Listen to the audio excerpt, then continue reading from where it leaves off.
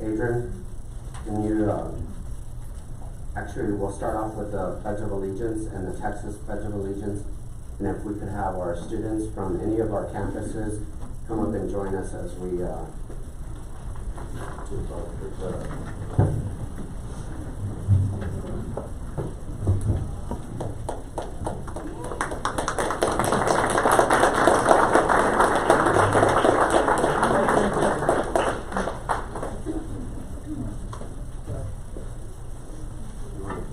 this way? All over this way? I pledge allegiance to the flag of the United States of America and to the republic for which it stands, one nation, under God, indivisible, with liberty and justice for all.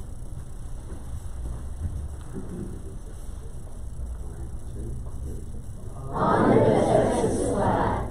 I pledge allegiance to the Texas, one state, under God, one indivisible.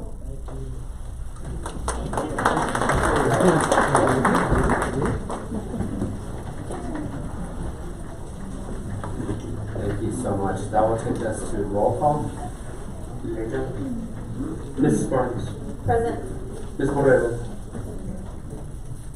Ms. Borrego had plans. Originally, she was able to meet available on Tuesday, but again, due to TASA or Midwinter Conference, we had to move until today, and she already had plans to leave town.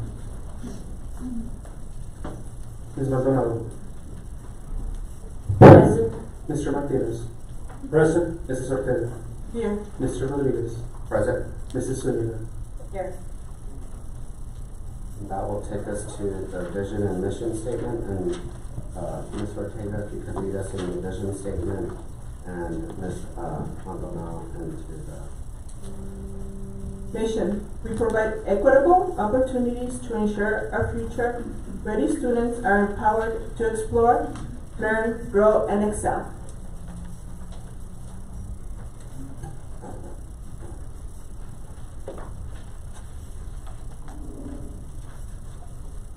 Vision. We will lead today, impact tomorrow. Thank you to both of y'all, and that will take us to the next item. Item number 2, Board Honors. 2A, honoring of the Cantillo ISD Board of Trustees in recognition of Texas School Board Appreciation Month. Presenter Cristina Rodriguez from the Public Information Office.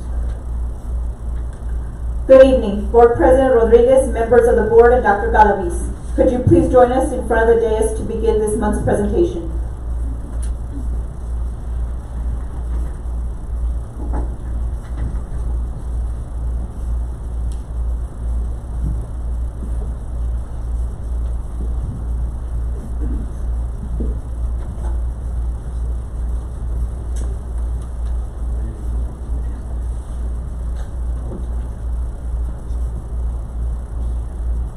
Welcome and good evening to our Cantillo ISD family, and welcome to the very special board honors. Tonight, as part of Texas School Board Recognition Month, we are celebrating an exceptional group of individuals who volunteer their time, talent, and heart to make Cantillo ISD the shining district it is today. Our very own Board of Trustees. This year's theme, Leadership for Tomorrow's Texas, perfectly captures the vital role our trustees play in guiding our district toward a brighter future for our students. School board members are the guiding light of our public schools, working tirelessly to ensure high-quality education for all children. Their leadership and vision create meaningful opportunities to prepare our students for college, careers, and beyond. To show our deep appreciation, we have gathered thoughtful gifts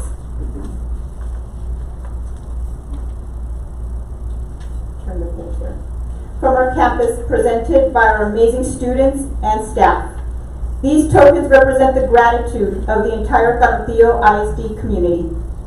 Let's take a moment to recognize and celebrate each of our trustees for their unique contributions to our district. Board President Armando Rodriguez. Mr. Rodriguez, you are a national school governance leader, whose decades of service to Canutillo ISD have left an indelible mark. Your unparalleled passion for education and our community inspires us all. Here to present you with your gift basket and certificate are Canutillo High School student Finn Gavin Johnson and Northwest Early College High School student Jessica Melendez.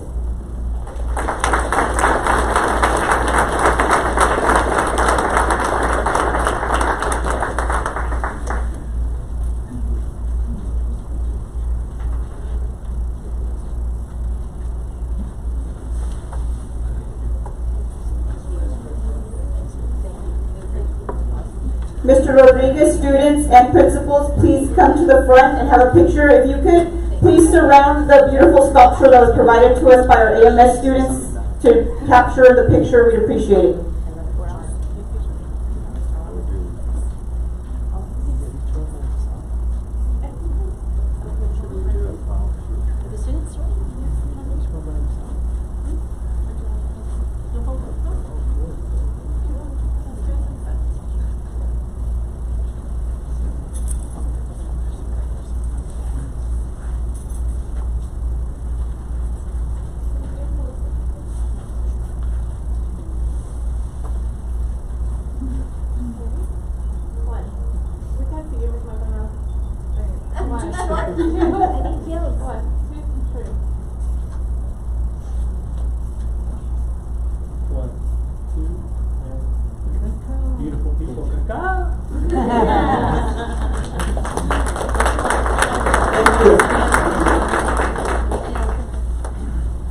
Board Vice President Lily Maldonado. Ms. Maldonado, you are the epitome of a dedicated school board member.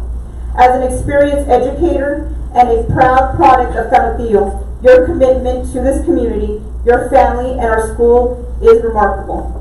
Here to present you with your gift basket and certificate are Canutillo Elementary School student Bianca Carrillo.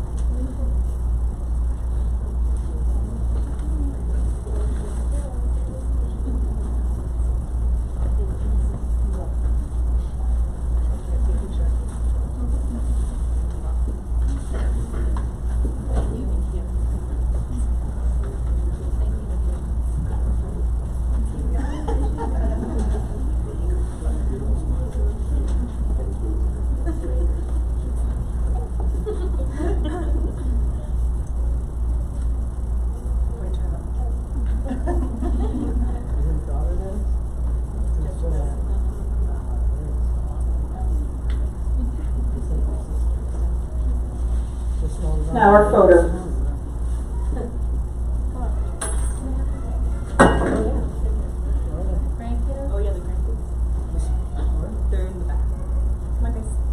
Grandkiddos, come on up.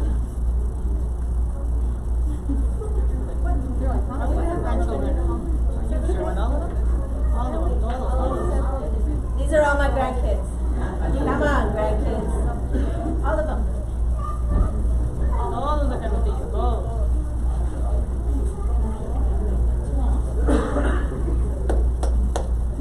Wow, Miss Maldonado. Look at all these grandkids.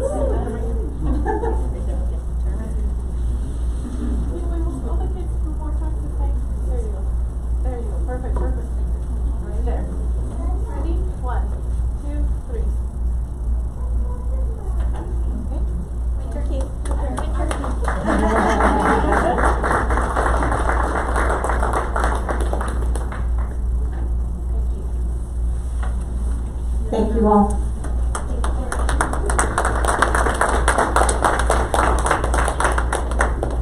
Trustee Breanne Barnes. Ms. Barnes, your dedication to our students shines through your advocacy for the community and your perspective as a former teacher. Your focus on improving instruction and student outcomes is making a real difference. Here to present you with your gift basket and certificate are Garcia Elementary School students Sofia Mena and Zoe Rocha.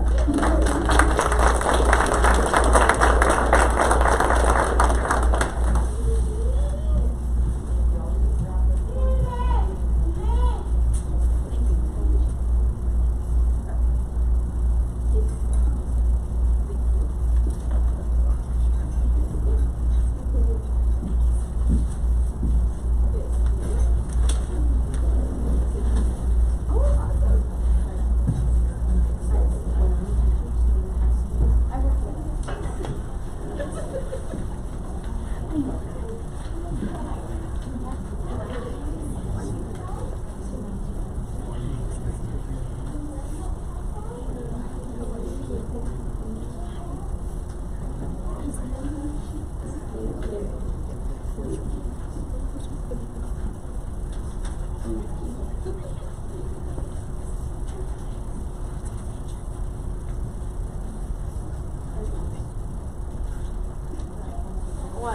two, three.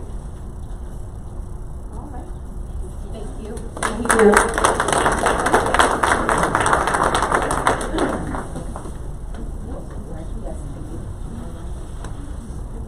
Trustee Lucy Borrego, is not able to be with us tonight, but we're going to honor her, and her gifts by our students are going to be given to Mr. Rodriguez for now. Ms. Borrego, your experience in instruction and school administration is unmatched. Your knowledge and leadership ensure that effective teaching and learning remain at the forefront of everything we do. Here to present Ms. Borrego's gift and certificate are Reyes Elementary School student Lily Rose Rubacalva.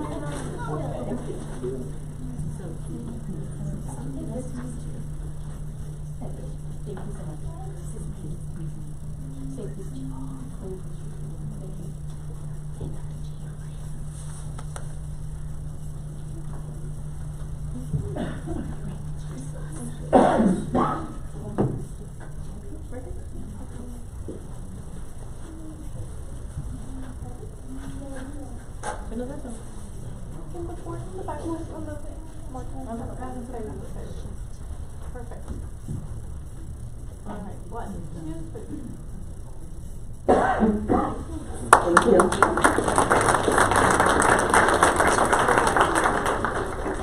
Next, one of our newest trustees, Trustee Sergio Martinez. Mr. Martinez, as a proud Westway native, you are a shining example of Canutillo's success. Your unwavering dedication to the district and your own family's choice to attend CISD reflect your deep belief in our schools. Here to present you with your gift basket and certificate are Canutillo Middle School student Emery Cravens.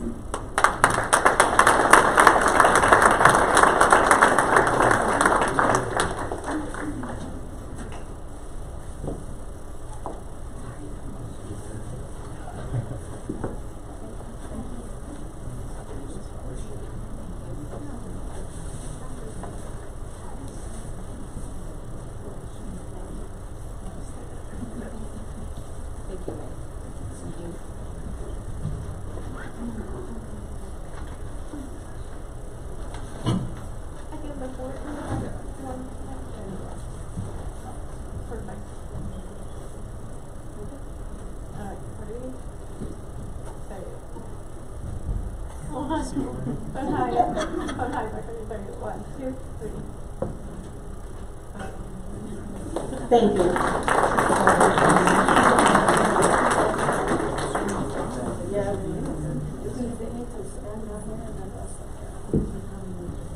Trustee Carolina Ortega, Ms. Ortega, you embody the spirit of a true leader and advocate for our children. As a concerned mother and PTO parent, your commitment to high-quality education and student outcomes is inspiring. Here to present you with your gift basket and certificate are Childress Elementary School student Haley Guardado.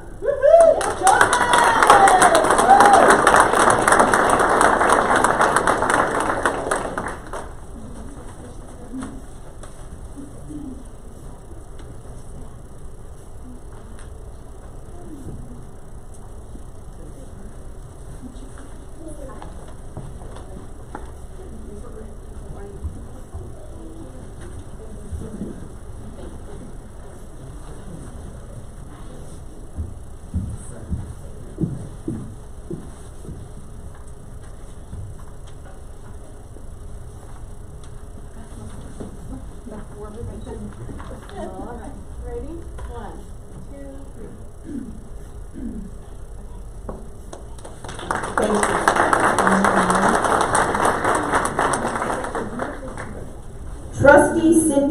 Zuniga. Ms. Zuniga, you represent the legacy of Canutillo, not only as an alumna, but as a business leader and community volunteer.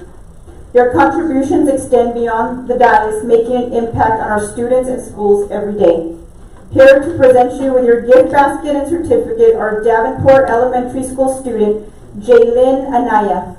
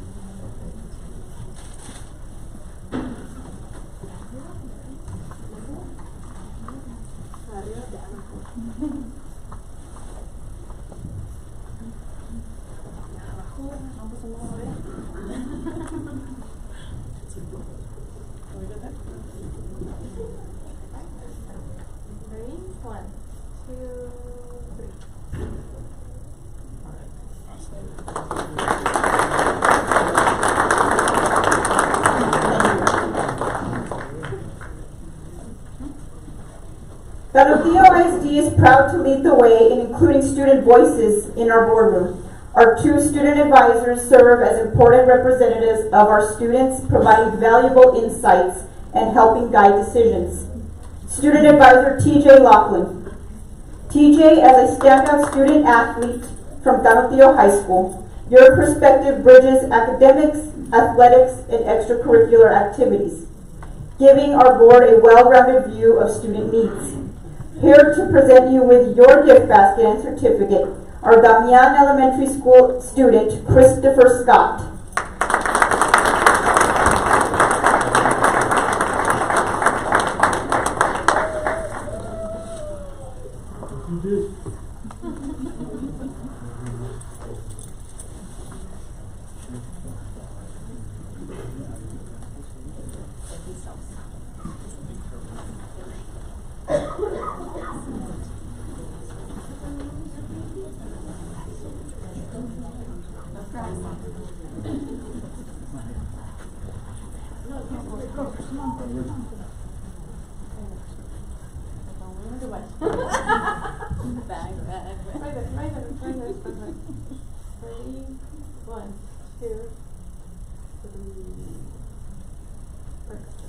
You can stick right here one more, please. 1, 2, Thank you.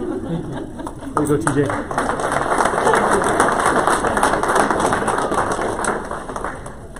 Student advisor Jacob Lozano, who is not able to be here tonight. Jacob, as a leader from Northwest Early College High School, his thoughtful contributions help ensure our board decisions reflect the true impact on students across the district. Here to represent Jacob with his gift basket and certificate are Alderete Middle School student Isaac Alzaya. Mr. Rodriguez will take the gifts on behalf of Jacob.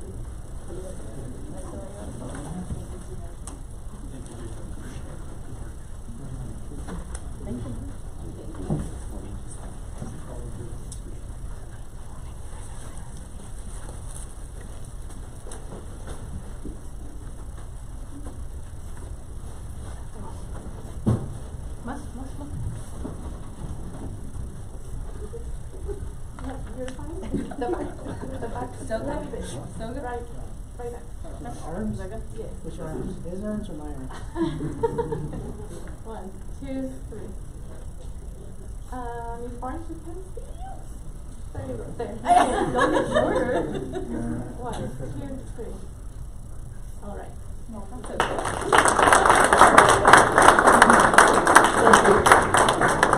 As an added bonus, we have additional students from Canutillo Elementary School present with some sweet treats for each trustee created by CES third grade teachers. Canutillo Elementary students, please come and deliver the bouquets.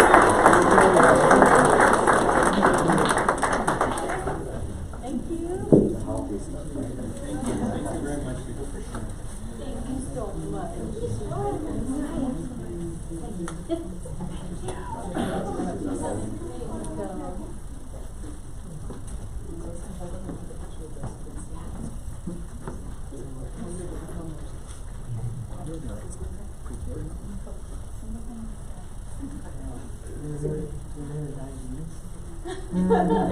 haven't.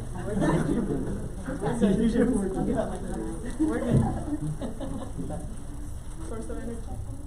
No sharing. If you don't like it, I'm sure somebody likes it. No sharing with the Wanna grandkids. stand on this? Yeah. You all There wanna, you go. you all wanna Step stand? one up? as You well? want to step up one more? One more? There you go. There you go. One more. Just like that. Sit back. Mondo. Go back down. Turn it around. Mondo, turn it around. Ready? 1, 2, 3. All right. Hold on, hold on, hold on, hold on. Come on, come on. Thank you. Thank you. Thank you. Additionally, the celebration does not stop here. To further honor our trustees, it has become a cherished tradition to display a school board appreciation poster in the hallways of central office. This year's poster celebrating the leadership and contributions of our board members can be found in the hallway just west of this boardroom. We encourage everyone to take a moment to visit it and reflect on the incredible work of our trustees. On behalf of the entire Ganotio ISD family, we extend our deepest gratitude to our trustees for their leadership, dedication, and service. Let's give them a big round of applause and wish them a very happy School Board Appreciation Month. Thank you for all you do. Y que viva Ganotio!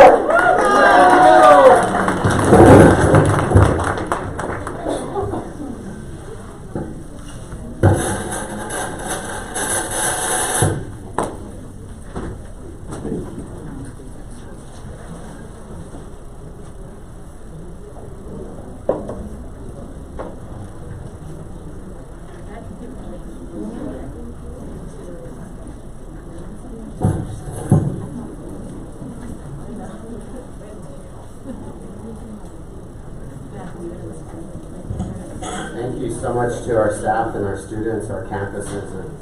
It's always a great joy to see all our students' faces and thanking us as we continue the good work in our district. With that will take us to the next item. Item number 3, open forum. Any person wishing to address the board during the period reserved for public comment at a board meeting must sign up to be heard in accordance with district policy DED local. Each participant will be limited to 3 minutes to make comments to the board. The board is not permitted to discuss or act upon any issues that are not posted on the agenda for tonight's meeting. For further information on these policies, contact the Superintendent's Administrative Assistant. And Mr. President, we have 4 members of the community that signed up for tonight. The first one is Ms. Vianney Martinez regarding the sale of district-owned property.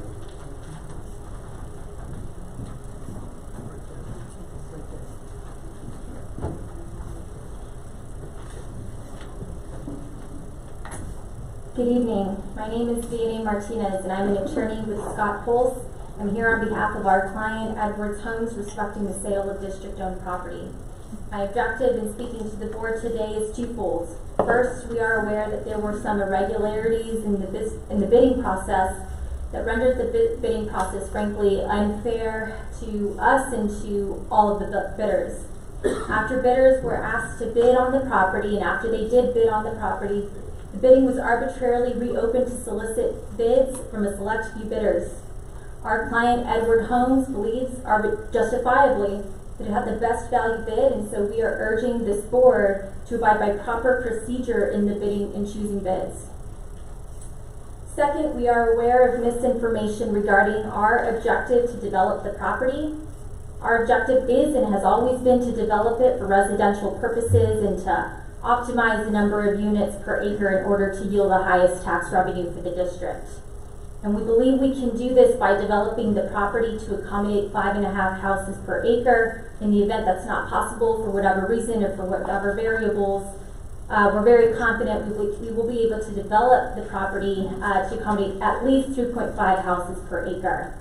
In short, we are a high volume bidder. That is our business model, and it remains the same with respect to the property that's for sale and with respect to the property that we have placed your bid on.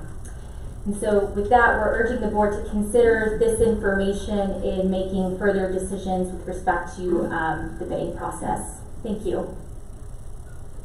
Thank you. That will take us to the next. Next participant is Mr. Oscar Trillo in regards to the footprint of CMS at the Bean Horse Farm on Strahan Road.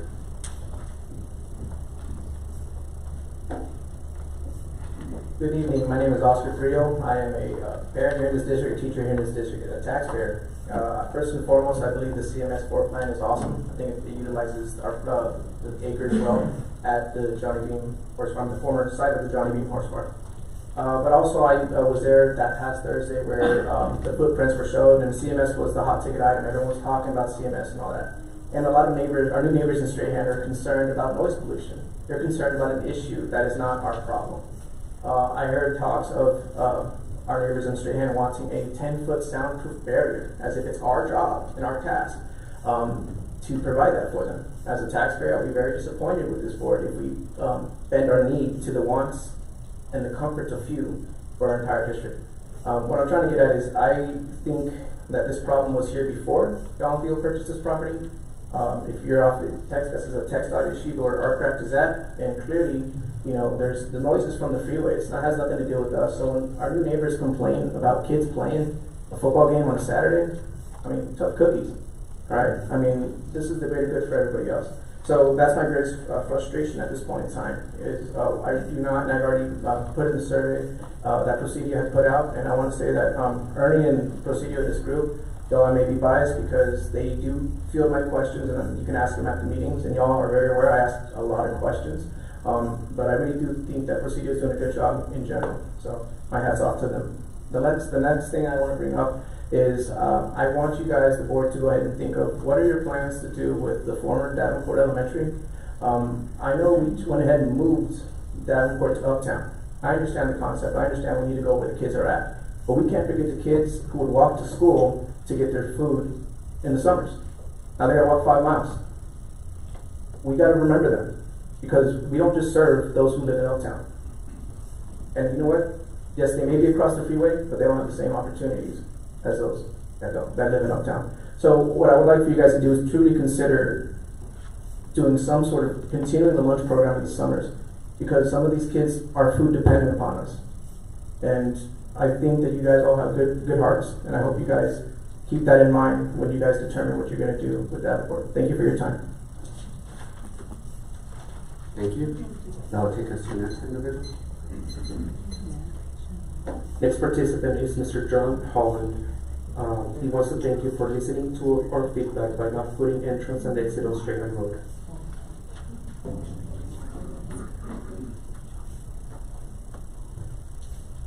Hello, my name is John Holland. I'm the president of the Strahan Neighborhood Association. The 50-acre property known as the Johnny Bean Horse Farm and all of the Strahan Road south of Artcraft Road is included within the official boundaries of our neighborhood association. Last December, I spoke at the board meeting, and I nicely asked if you would please not use Little Strahan Road as the entrance and the exit to your new school. I just wanted to say thank you for listening to our feedback. I saw the architect's artist rendering of the new school, and it shows 2 nice baseball fields and a soccer field next to our Little Strahan Road, with no traffic dumping onto Strahan. South Strahan Road has always been a quiet, dead-end street with lots of horses and children riding bikes up and down the street. Hooves of Hope Therapeutic Riding Equestrian Center is a non-profit therapeutic riding center providing horseback riding services to children with special needs. We know the new school is only going to use 20 acres of the 50-acre Johnny Bean Horse Farm. So please be our good neighbor and keep us in the loop of what's going on in the future with the remaining 30 acres. We hope you don't put a Walmart or an apartment complex or something like that there. Again, thank you for listening to our feedback, We appreciate it. Thank you very much. Thank you. And now take us to the next individual. Next participant is Leticia Markham in support of adopting the 2024 El Paso County prevailing wages.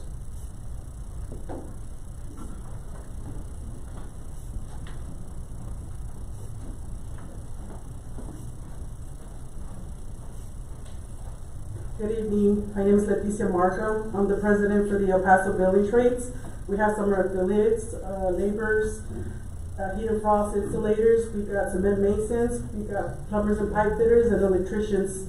And we were part of the committee with the county, the 2024 prevaitive wage county, when they were part of, as far as getting adopted in December. And we're in support and favor with all this construction work happening. Our building is also part of the community here off of Borderland, and we are in favor and hopefully support that you guys will adopt the 2024 El Paso County prevailing wages. Thank you. I believe that concludes our open forum. Yes, Mr. President, we don't have any more people that signed up. Ms. Cristina Rodriguez has an announcement.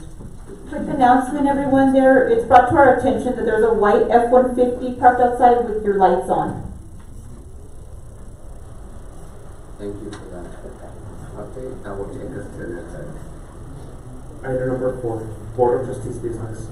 Discussion and action to accept resignation from Trustee Lucy Borrego and as Board of Trustees Secretary and appoint the new Secretary to the Board of Trustees under policy EDAA. The resignation is from the officer position only. Trustee Borrego will remain on the board. Presenter Dr. Pedro Alvarez.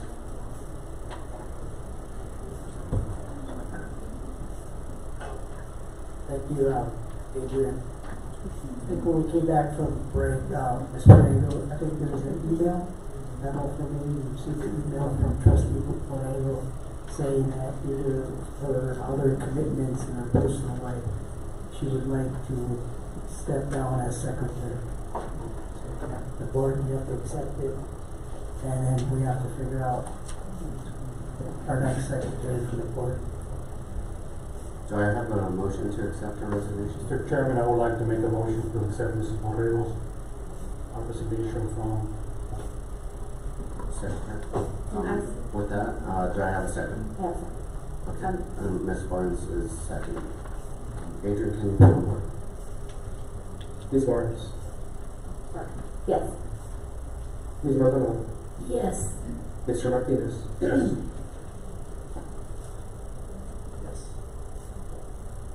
Ms. Ortega. Yes. Mr. Rodriguez. Yes. Mrs. Zuniga. Yes. Motion passes.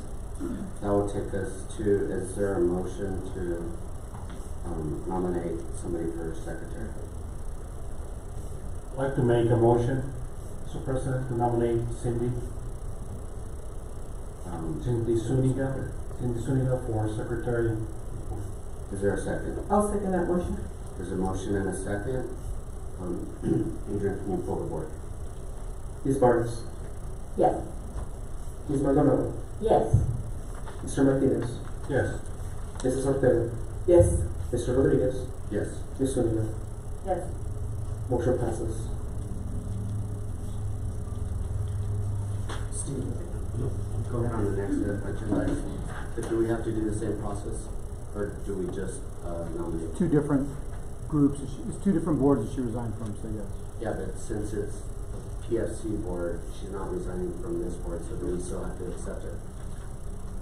How many of you sit on the PFC board? Are they all here? No, she was one of them. So there's only two? Yes. The two of you can act on it.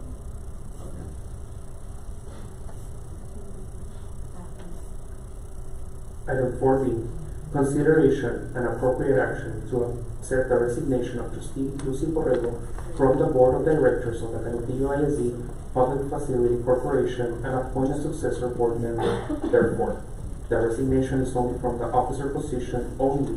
Trustee Borrego will remain in the board.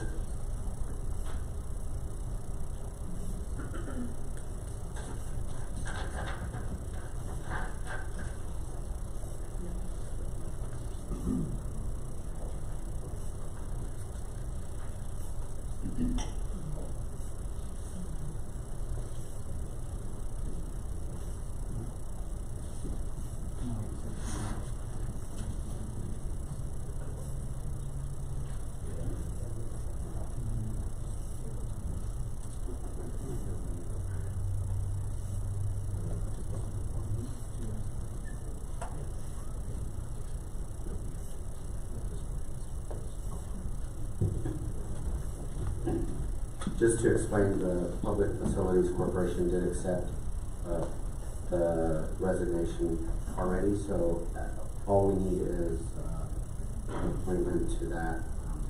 So if there is a motion to appoint somebody to the public facilities. Or nomination. No motion to appoint because we're not nominated. Mr. Chair, I make a motion to appoint Sergio Martinez to the Public Facility Corporation Committee. Do I have a second? I second. There's a motion and a second. Is there any conversation? If not, I will take this to the Second was Ms. Sonia, correct? What? Oh, Barnes, sorry. Okay, Ms. Barnes? Yes. Ms. Maldonado? Yes. Mr. Martinez? Yes. Mrs. Ortega? Yes. Mr. Rodriguez? yes. Mrs. Zuniga? Yes. All in favor, motion passes. I will take this to the next item. Item 4C, discussion and possible action to appoint a trustee to the Safety and Security Committee for a 2-year term. Presenter Dr. Pedro Graves. Well, Dr. Galvez had pretty much,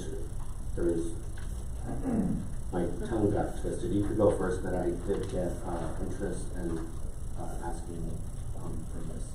Ortega as well. So, Yeah, and I just want to thank you, Ms. Barnes. You've been on 2 years, and again, at board, you're always welcome.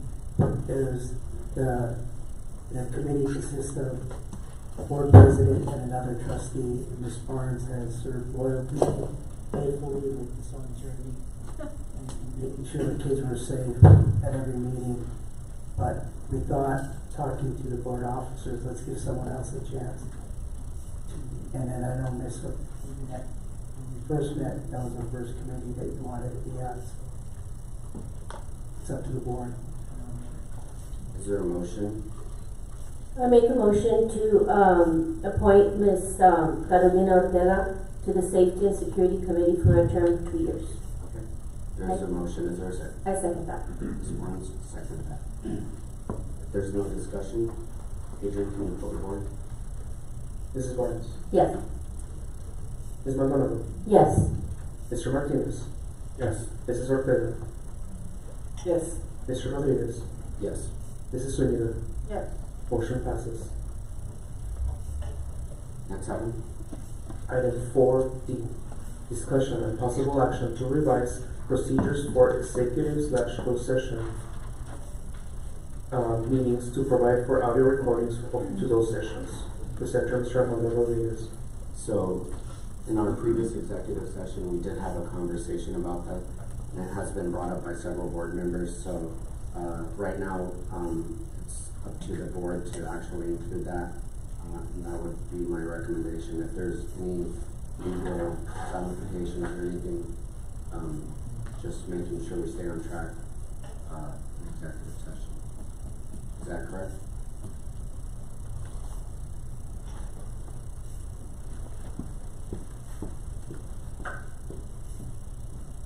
Board President Rodriguez, members of the board, Dr. Galvez, Steve Blanco, legal counsel for the district.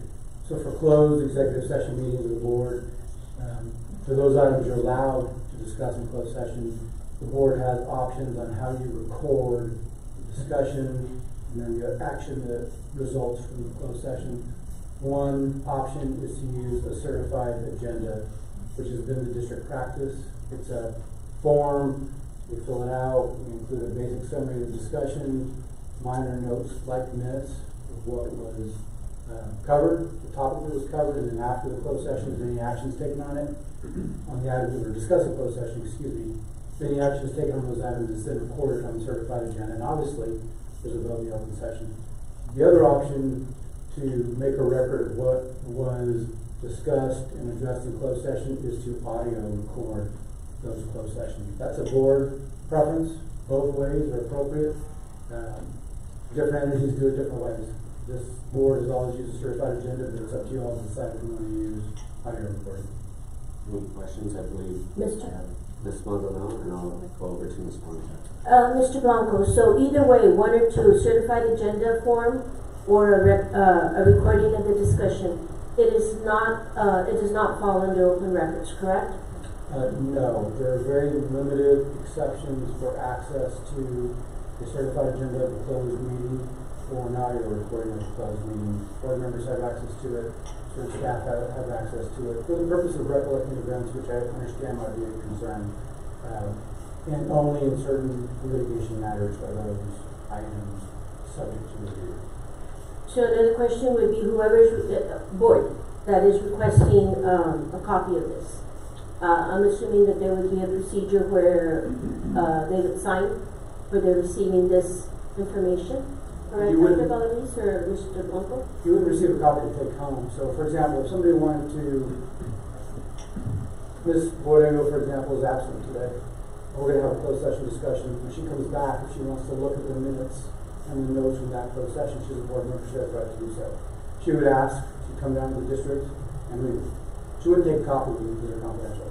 The same thing would happen with an audio recording. If somebody, either because they missed a meeting and you're a board member, or you're present and you want to recollect or go back and review what the discussion was, you arrange with staff to come to the district and listen to the audio recording. Dr. Galavis, the question to you is then we would have a track record of who is viewing that, correct? Yes, ma'am. Thank you.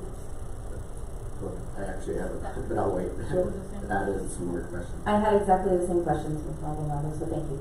So I had a question, and going back to that, usually we seal the certified agenda, and then that goes into, I guess, certain file.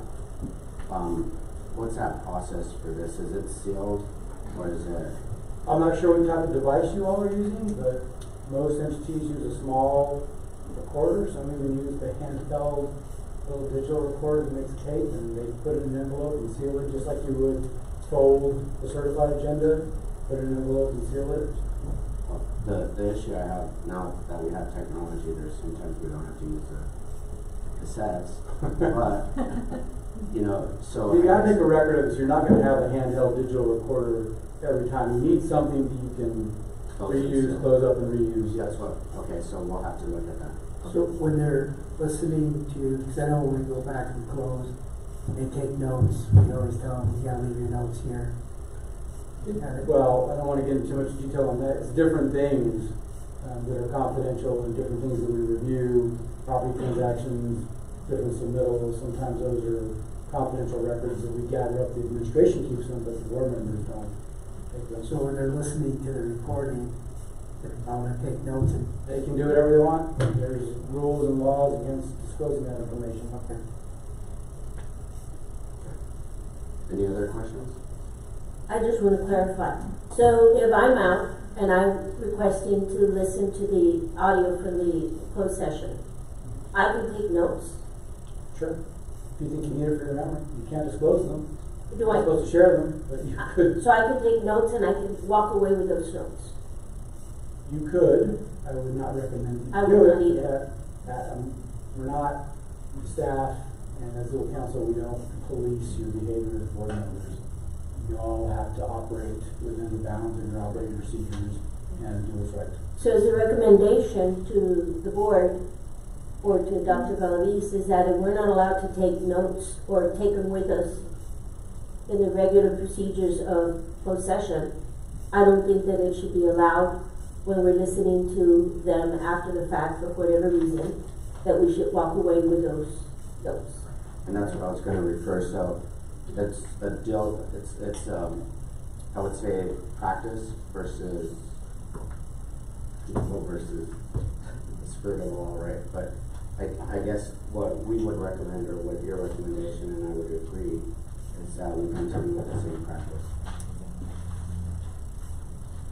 of note taking. In other words, that is in your board operating procedures to determine how you want to. And that could be addressed and monitor yourselves, yes. Can you make sure that that reflects our board operating procedures once we, because that is a recommendation. Okay. Does that just apply so we have it in the record? Yes. Okay. So if I could get a motion to proceed with either audio or video, or Audio. Audio. I know, but there's an option for video. No. It's one certified agenda form in writing type thing. And then afterwards, I guess we can like summarize, what is there, right? It's a written form, correct? So the item on the agenda for tonight is to switch from using the basic certified agenda to an audio recording. Once you switch the audio recording, you will no longer have or need the certified agenda. It will just be the audio recording of the closed session. That's all you'll have. And that's what, I mean, there is possibility of video, audio, and. I think but it's posted our for audio recommendation- only. Yeah, that's why I'm just going over the three possibilities, or continue the same practice, so. You can, Sharon.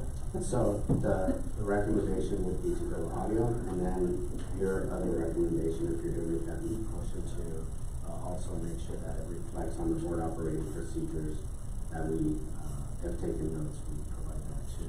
Can I ask a question before you vote? Are you all prepared, staff, to audio record the closed session tonight? Okay. Do we have, if that's not a, It's not a cassette, Mr. Blanco, it's a digital recorder, so I don't know if we can download it onto a disk drive or. I don't know. That's not my digital recorder on this, so I'm asking the question. If you audio record the meeting tonight, are you gonna be able to download it and save it so it can be stored? do we need to include in the motion to purchase I would prefer a cassette player.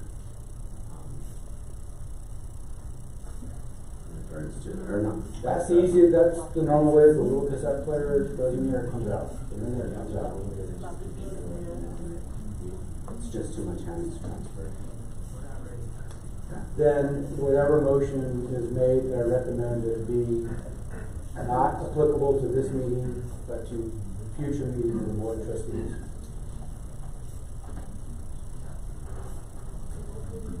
Yeah, I would agree. So, Mr. President, I make the motion that, for our executive closed session meetings, that we record them, we record the discussions and the actions that are taken on a cassette player, and that the procedures that fall under executive closed session remain, where any note-taking will be sealed or picked up by the district. And this is for our board operating procedures, and it will be effective at our next executive, after this meeting, to take effect. Do I need to say that all over again, Adrian? No. Is there a second? I second. There's a motion and a second. There's no discussion, and I'll ask Adrian to pull the board. Ms. Barnes, Yes. Ms. Maldonado, Yes. Mr. Martinez, Yes. Mrs. Ortega, Yes. Mr. Rodriguez, Yes. Mrs. Zuniga. Yes. Motion passes. I will take us to the next item. Item number 5, special presentation. Item 5A, schematic design presentation, presenter Ernesto Ortiz from Presidio. Good evening, Board President Rodriguez, members of the Board of Trustees, Dr. Galaviz. My name is Ernesto Ortiz. I'm the Program Director with the Presidio Group. It's my pleasure tonight to invite our design teams to present to you the schematic design for the projects that have been assigned to them through the 2024 bond program. I want to give you a little bit of a program review first, but then shortly after that, we've asked Pfluger, along with their Pfluger Architects, along with their partners Carl Daniels and Associates, to present on Davenport Elementary School. Mijares Mora Architects to present on Childress Elementary, Damian Elementary, and Garcia Elementary. Followed by them will be GA Architecture, and they will be presenting on Reyes Elementary School, Canotillo Elementary School, and Canotillo High School. And after them, M&K Architects with their partners DLR will be presenting on the Northwest Early College High School, And last but not least, our design team's DLR, along with Root Architecture, will be presenting on the new construction at Alderete Middle School and Canotillo Middle School. Just to give you a little bit of a program overview, right now we are at the end point of our schematic design phase. And I want to caution you that this is the very preliminary point of the design process.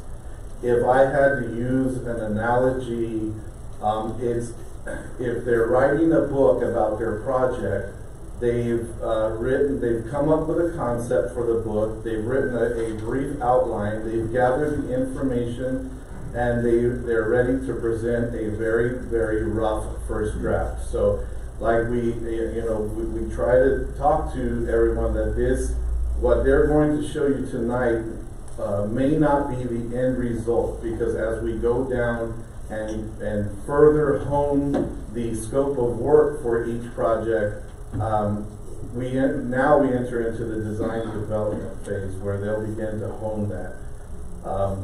We did have, in accordance with the cadence that we've developed in reporting to you and to the community, we first report to the board on a quarterly basis, then we go to the CBAC committee to report to them, and then we have a community-wide meeting so that we're making sure that we're reaching as far out as we can get and gathering as much input.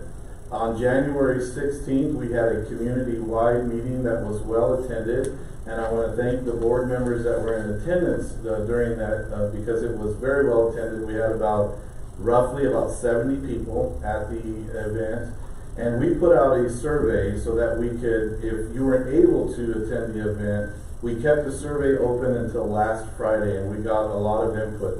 Some of that input that I've included in your packet was both positive, but there was also some concerns that were brought up. And so, to be fully transparent, we wanted to make sure we included some of those concerns with you that are listed out in your PowerPoint presentation, but we also shared them with the design team so that they're very aware of the community and what they're wanting.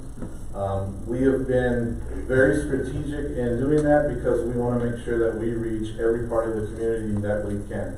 So it is with some hesitation that we present to you tonight, only because I just want you to understand this is very, very preliminary work that they have conducted, and they will refine their scopes of work as they enter into the design document phase and then further into the contract documentation phase.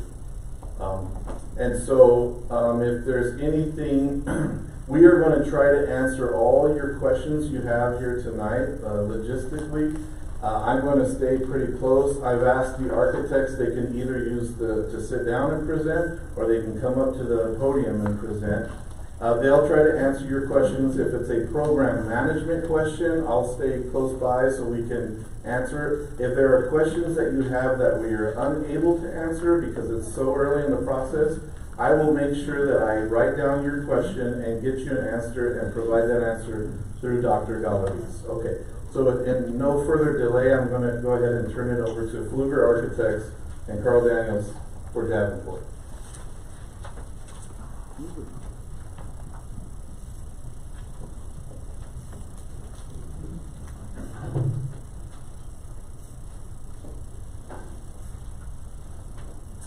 Good evening, Board President Rodriguez, Dr. Galaviz, Board of Trustees.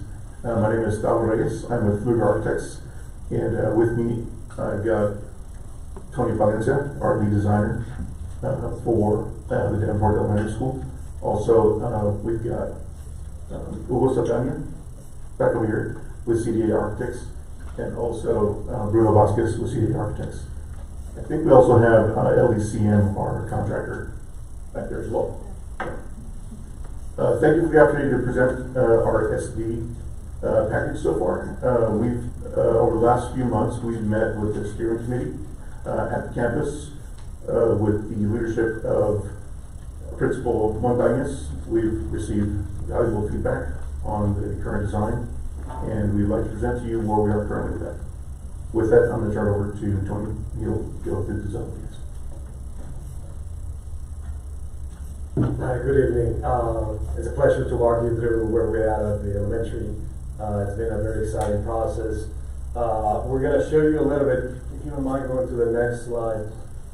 This shows in a very, in one turn to pack everything in a slide, the process and the meetings that we had. We started with a visioning meeting, really striving for aspirations and understanding the roots, but also understanding the horizons of where the design committee wanted to go.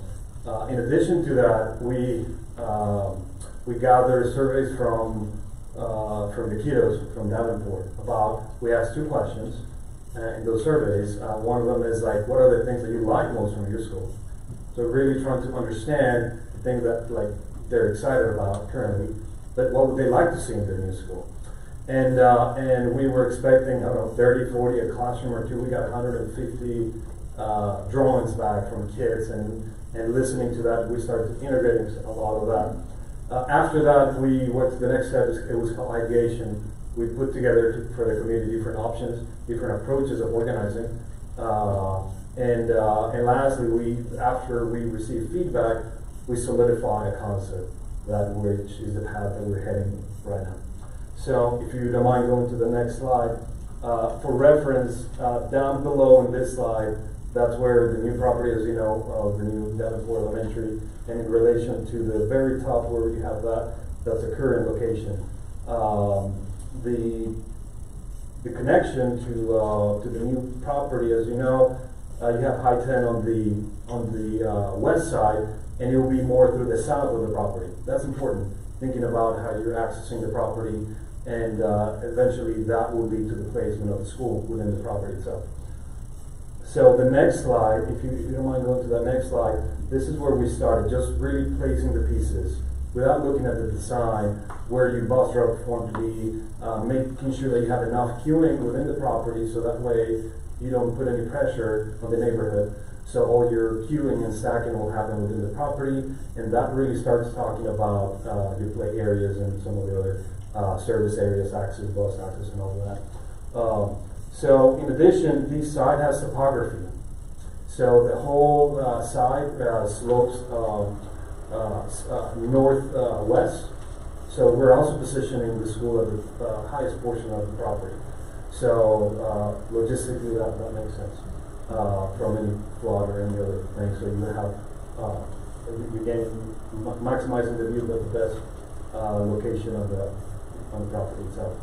So if you don't mind going to the next slide. We explored different options, and this is one of the options that we started zeroing in. Each option had a name and a gravitas and a metaphor. This one we call it the Mirador. It was really driven by simple concepts, 2 wings symbolizing each elementary school, really unified by this central courtyard. The central courtyard, which was a big part of the community really find a passion for, it was a secure courtyard where all your outdoors were celebrated throughout the schools. It was not just in one side of the school, but it was celebrated, and all of that outdoor connectivity was going to be in between. In addition to that, you're going to see some bent in one of those academic areas that responding to the views, celebrating the views of the mountains. So it doesn't matter, that's what we call this concept of Mirador, because it doesn't matter where you're at, it's celebrating the views of the mountains. So that's really what we're starting, from a very big massing placement before we started looking at classrooms and storage and administration. Is really what is the logical pieces where they want to be. And lastly, the step number 4 is what we call the connector piece, the library that connects both wings, the north and the south. And within that central spine, it is you have all your special programs, science, art, library. So what that means is it's equidistance to everything. We talked about one of the things when we were exploring different diagrams is the travel distance from kiddos, from the cafeteria to the front door to all of that. And it's balancing all of that. So every kid only has to walk about the length of one of those legs. If you see the whole thing as 4 legs, that's really and everything is distributed in neighborhoods, which is shown in the next slide. This is a preliminary site layout. As you see, more refined how the queuing starts. You pulling from southeast of the property, and we're maximizing that drive. The front of the school is right in the middle, in the heart of the school, and all of that outdoor space is happening in between. The service and bus access, we also have a secondary access and drop off in the back. So depending on how they decide to operate, you have two areas of picking up and drop off besides the school buses. Next slide. This is just a very general layout. Everything that's red is more administration. And the school is organized in neighborhoods. So rather than just having corridors with classrooms, there are neighborhoods that open up into the common space, which is in the middle. So within each one of those neighborhoods, classrooms are in blue and the neighborhoods are in yellow, the collaboration spaces are in yellow, creating a sense of a living room, if you will, right outside your classroom, and that living room connecting to the other spaces. And the second floor is very similar. We are stacking the neighborhoods. Everything else is, your common areas are staying on the main floor, which is your cafeteria, music, special education, and all of that is still on the first floor. Can you go to the second slide? That shows the second floor. So 3 of those legs are 2 stories, and the single story is a whole wide, if you will. And lastly, if you go to the next slide,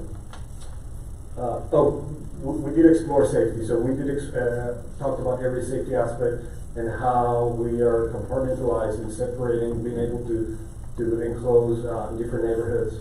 We talked about how that security was not only looking at it from the classroom point of view, but every aspect. And that's in addition to all the efforts that the district had done with your program manager, all the systems implementation. This was look at more from the layout, what the layout is doing in addition to some of the strategies that have been already implemented district-wide. The next slide starts showing very preliminary. The school, we're not proposing the school to be white, but this is just to get a sense of massing and scale. We're starting to work with the committee about the materials and the look and feel of the school. So this is just really representing in the massing. This is as you pull it into the school. This is the drive. As you may envision that drop off in the line, the queuing. On the next slide, you have a sense of scale where that front is. By the time we come back, the front is going to look probably different. We're going to work with this with our committee. But from a sense of scale, it's right at the heart, right in the middle of the school. The next slide starts showing more of the courtyard. This is outside the cafeteria on the left. We are proposing what you're seeing on the bottom, on the left-hand side, is right outside the gym, and we're proposing to do outdoor cover areas for your outdoor basketball area. One of the comments that we received at our community meeting was maybe is it too small? Do we need to maybe look at the scale of the courtyard, especially if you have a big community meeting?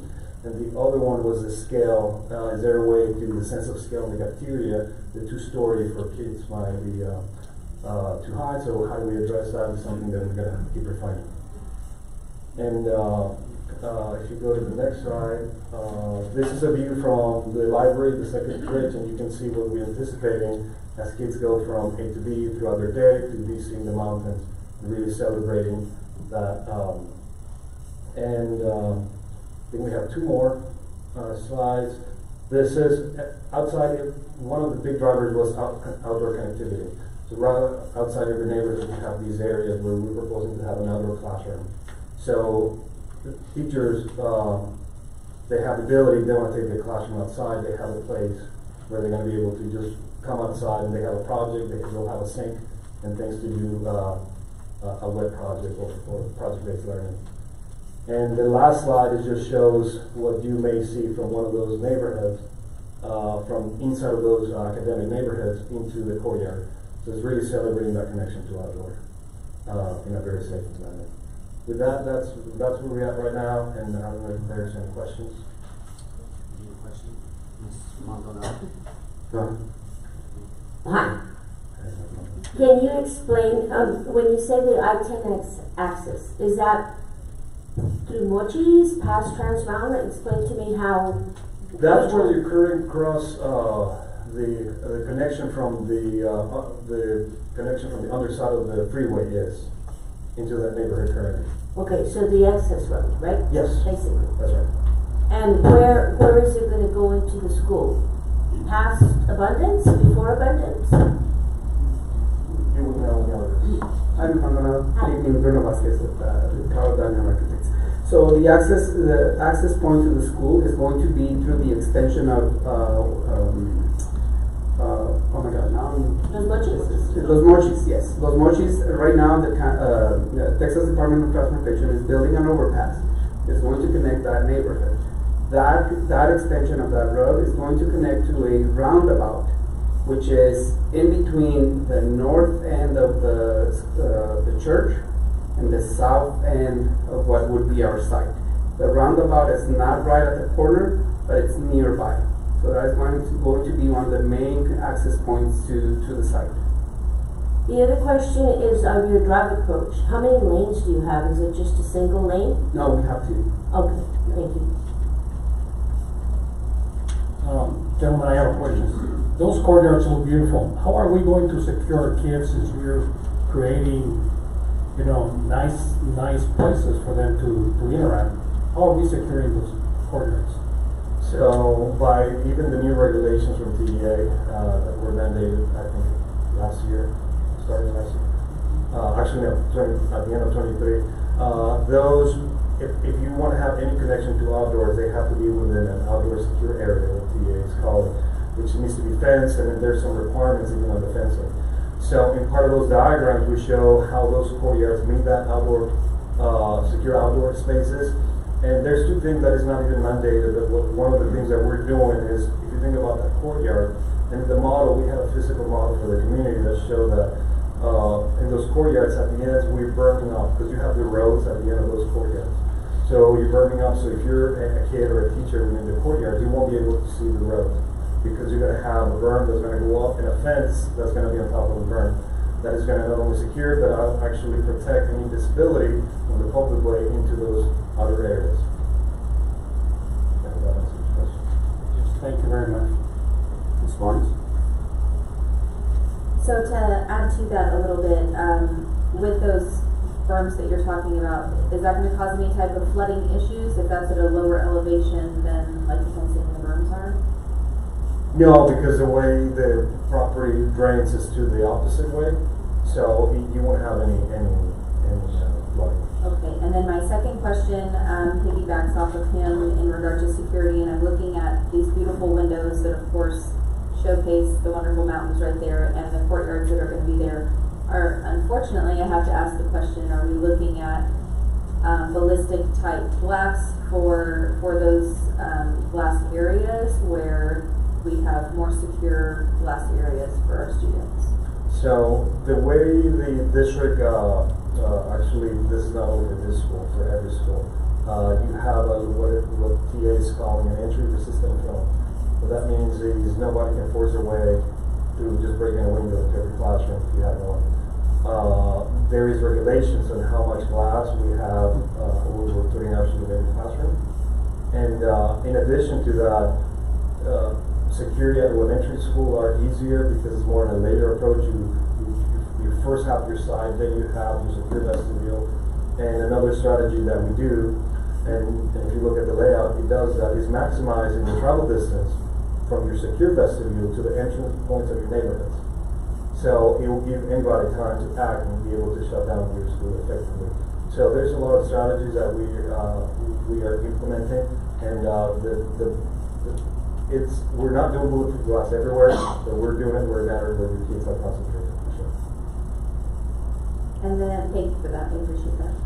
My last question has to do with, I know you talked about the landscaping, I'm sorry, not the landscaping, the way that the acreage is laid out there, the building and all of the parking and playfield is going to be towards the south section. Do we have any plans, or what will we be able to do with that additional space that we have on that 25 acres? Currently, we have it as an open field. For economic reasons, it's better just to keep your school and development more in a lighter area. So right now it's more, once we have a fence, right now we haven't discussed with the district if we want to fence the whole thing in a certain area, but right now that is more of the playing field as the property expands. And with that particular property, even if we choose not to do anything with it now, does it look like if we chose to put something on that property in the future, it's usable space? Yeah, definitely. Okay, perfect, thank you. I'd like to add another question, because I'm glad this was brought up. How much land is left over once we identify all the needs for this specific school? Currently, the way we have it laid out, we're using about roughly 2/3 of the whole land. So, do we have 25 acres, is that correct? Sir Ortiz? Yes. So if that is the case, we're ending up with 7-8 acres approximately? Yes. Okay. Which could be future development. Should you find a high increase in student enrollment, you could build 20 classroom addition or whatever you need. You could even explore the option to partner with the city for a park. Thank you. Going back to that, because there's multiple options, what other type of options? And that's probably something we need to look at in regards to legal. If we're not using that, I don't foresee us putting a middle school or another elementary school next to an elementary school with 7 acres. So I would recommend administration to go back to the drawing board on those 7 acres and see, or whatever it may be, and give us options to that, see what that process might look like. I have another question, I'm sorry. Ms. Lawrence, you're done, and Mr. Yes, I do. It's obviously that we took 16 acres and we're deciding on when, and I understand it's a specific school, a specific program, and you're trying to make it work on site. Fully understand. And I would like to challenge you to possibly give us some options on how we can use that land. I think right now, since we're in the planning stage, it would be ideal on what we can do. Maybe a couple sketches, maybe some form diagrams would go a long way, just to give us an idea of how we can utilize that land. Please. Mr. Martin, you're done? Go ahead, Ms. Beautiful design. I saw the model. And so you mentioned that it is in the higher area of the land, correct? So, but are you doing anything to prevent, as like a flood drainage or something if the water comes from the mountains? Even though it's at a higher level, the property itself, are you doing anything, or is that in the plans for some kind of flood drainage? Ms. Maldonado, yes, we have begun the process of getting some preliminary requests through Presidio to get geotechnical reports. One of the aspects of that geotechnical report includes what's called a percolation test. That means how much water will the ground absorb. So that's part of that preliminary process. Yes, ma'am. Okay, thank you. Is there any other questions? I do have one concern that was brought up is in regards to pickup and drop-offs, more of making sure, and more of a comment to make sure that we address that, because I think when we're designing schools now, we have to think of parents and customer service and how we could really make it friendly for them. So I'm sure you all are taking that into account, but that's a concern that was brought up to me, and I just want to share. Thank you. I will take us to if there's no other questions, I will take us to the next. Thank you. Thank you so much. Thank you. Thank you both to Uber and CDA.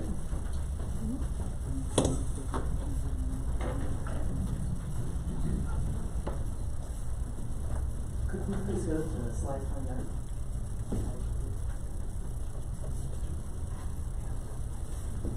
Right there. Thank you.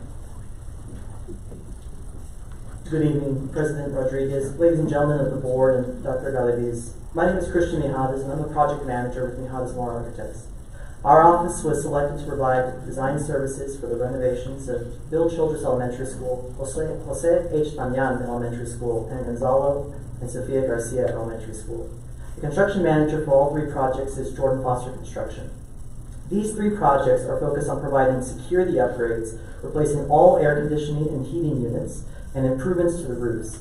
These items are noted as non-negotiable on each project slide which you have in your packets. In addition to the non-negotiable items, our team, along with Presidio Group, met several times with each school's respective steering committees, and with them we have developed several project alternates for each project. It is important to note that these alternates will only be completed if funds are available, as our non-negotiable items, like security, take priority. I'm going to now run through each project and touch on several scope items. At Bill Childress Elementary School, as stated, our non-negotiable scope items include upgrades to the school security, replacing all air conditioning and heating units. You can stay on slide 30. Sorry. I apologize about that. Replacing all air conditioning and heating units, Wi-Fi and network upgrades, as well as improvements to the roof. Expanding a little on what that scope means, our new security upgrades include a new secure vestibule, new security camera systems, upgrades to the existing fire alarm and the existing public address or PA systems, and a new alarm for breach events. Additionally, the steering committee selected some of the following items to be our project alternates. Replacing the existing blacktop basketball courts, removing all carpet and replacing it with new flooring, new classroom cabinetry and sinks, and shade structures at the existing soccer field. If you could please go to slide 31, the next slide. Thank you. This slide here in your packet illustrates the new secure vestibule concept that we've begun to develop. Please note that this proposed layout is subject to change as we receive more information from the district and the particular campus. If you could please go to the next slide. At Jose H. Banyan Elementary School, like Bill Childress, our scope of work includes non-negotiable items that are our focus. Upgrades to school security, replacing all air conditioning and heating units, Wi-Fi and network upgrades, as well as improvements to the roof. It is important to note that the non-negotiable items are the same at all three schools. However, this school steering committee requested the following project alternate items: new additional restrooms for students, painting throughout the interior and the exterior, as well as a new multi-purpose room in the existing 400 classroom wing. You could please go to the next slide. Thank you. Just like the last school, this slide in your packet illustrates the new secure vestibule concept for this school. Again, these are subject to change as we develop our drawings further and receive additional feedback. If you could please move to the next slide. Thank you very much. Finally, our scope of work for Gonzalo and Sofia Garcia Elementary School. As previously mentioned, our scope includes a list of critical non-negotiable items, like upgrades to school security, replacing all air conditioning and heating units, Wi-Fi and network upgrades, as well as improvements to the roof.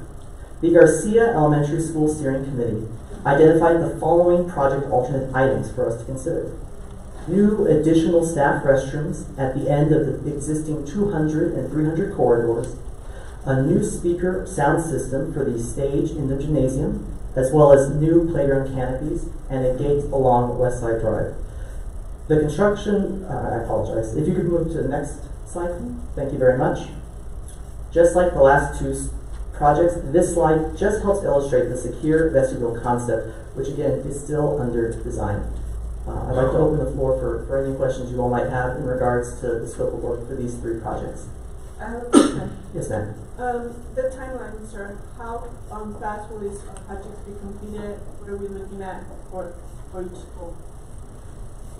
So I can attempt to answer that. So after tonight, they enter into the design development. I think the design development, the expectations is for them to complete that in April, with the contract documentation phase of the design process to begin shortly after that. We'd like to maximize the summer to conduct some of the work that needs to be done. However, some of the lead times on the air conditioning equipment may go into where we would have to do more work in the October intercession or the winter break. But the timeline is we're hoping to have construction done by the end of this year. And my second question is, the project alternatives, are they listed in order of importance? Yes, ma'am. We worked with each respective steering committee to rank which items were most important to them. Ms. Monroe? For all three campuses, part of the non-negotiables, you're talking about improvements on roofs. I believe that's what you said. Improvements to roofs. Yes, ma'am. There are several items that we identified when we walked the roofs that we're making as a recommendation to be part of the scope of the work. On all three roofs, we did not notice any visible tears, punctures, or rips within the existing membranes. However, at all three schools, there was a large amount of dirt buildup as well as plant debris clogging and blocking the flow of water to all the roof drains, gutters, and downspouts. So what we're partly recommending is a thorough cleaning of the existing roofs. We're also recommending that all the existing wood blocking, which is used to support the gas lines on the roof, be replaced, as at Childress and Damian, that wood blocking has begun to splinter. So we would recommend replacing it with a plastic member. Additionally, we're recommending to replace all the sealant along all the roof flashing, at the parapet wall, at the roof ladder hatch, and across the roof, just to ensure the watertightness of the existing system. And that's for all three campuses? Yes, ma'am. So there's no need to replace it? No, ma'am. We do not recommend re-roofing. Is there an itemized cost as far as just for that scope of work? So it's very preliminary. So we do have rough orders of magnitude, but they need to be more refined. And as we enter into the design document phase, we'll refine the pricing on that. Okay. You said for Bill Childress, it's restrooms for students? No, at Jose H. Damian, there will be restrooms for students. And Garcia is staff restrooms? That's correct. Yes, and Childress is not requesting it? No, ma'am. That was not brought to our attention by the steering committee. Okay, thank you. Mr. Martinez? Mr. Mercades, I have several questions, and I really appreciate your presentation. One of the things that you mentioned is that in one of the schools, you're replacing carpet. Is that correct? Yes, sir. At Bill Childress, the steering committee asked that we remove as one of the project alternates, remove carpets within the classroom, the library, the administrative offices. And what are you replacing it? Are we doing the same concrete or? For now, we're looking at replacing it with LVT. Okay. Have we considered the possibility of something else, possibly staying in some of these locations, staying concrete? We would be open to other suggestions, and we can look at and explore the options on a space basis. Okay. The other question that I have is, you mentioned that there was a lot of debris on the roofs, existing roofs, that you made an assessment. Would you say that's lack of maintenance, perhaps? Well, don't answer that. It's okay. Thank you. Thank you. I'm sorry for putting you on the spot. I apologize. The other question that I have is, you also mentioned that there's wood blocking on the roof. I haven't seen wood blocking in a long time, but obviously still exists. I strongly recommend that we replace it with something else. As you know, there's other possibilities. Yes, sir, and that is our recommendation as a part of the scope of work and what we're exploring. The wood blocking is on the two older schools out of the three, Damian and Childress, and in both instances, the wood blocking that is there has begun to splinter. And so it's definitely a concern of ours, and we do recommend replacing the wood blocking. And my last question, Mr. Mercades, I know how you're working with a very defined floor plan, very defined entrance. You know, it was typical when they were built. They were cute and they functioned well. But I noticed that on the main entrance, the front desk doesn't have a direct view to the outside. Is that an issue? Have you guys discussed the possibility of how we can fix that, or are we using cameras? How do we know that someone is coming in? How do we see the parents or kids coming into the building? That is a very valid concern, and I appreciate you bringing up that point. We, for the time being, have wanted to stay within the existing footprint as it is laid out in the three vestibules. The existing three lobbies are almost copies of each other. The way that we have kind of approached the secure vestibule is there's a series of layers, right? In order to get into the school, you either need a badge or you have to ring the camera, the doorbell camera, in order to be allowed into the existing vestibule. Right now, we haven't looked at exploring to maybe change the orientation of the front desk to give better visibility, but it is something that we can consider, and we will make note of it. Thank you very much. Appreciate it. Any other questions? I do have one. There was a concern brought up, but just making sure that, of course, these are subject to change and these aren't the final options that will be brought to the board. Is that correct? That's correct, sir. Go ahead. So, Trustee Maldonado brought up questions about cost in regard to the roofing in particular, but I know both roofing and HVAC is basically mentioned here. And those were two of the main things that were discussed during our FAC, our committee meetings, that needed to be replaced for our deferred maintenance. So, first and foremost, thank you for making those the priority because they need to be. But secondly, I'm assuming that those quotes that we based our entire bond amount off of have been provided to you so that you know what we are looking at for each campus in regard to those roof and HVAC quotes? Yes, you're, I don't even think this one's okay. Yes, you're correct, and we did provide the facility assessment that was completed. They've done their own review of the roof. Later on in your consent agenda, you'll see an RFQ for roofing consultant. So that is a third-party owner contract that we'll have that's independent, that will also look at the roofs and make sure that they are watertight post-construction, and also provide training for staff for future maintenance. I lived maintenance for a large part of my life. I was very cognizant that nobody spoke bad about my maintenance group because they worked very hard. It's just that this deferred maintenance on roofs happens, and what we have found in the review of the roof is a lot of the drainage to run the water from off of the roof into the onto the ground. Those are clogged, or they have a lot of debris, and once those are opened up, it will allow water to not pool and sit up on the roof, but flow a lot better. And then they'll also do a lot of securing or making the water tight around the parapet, and so we're confident that will make it watertight. But we also are going to bring a roofing consultant of our own to make sure that that's a fact. That brings up another question.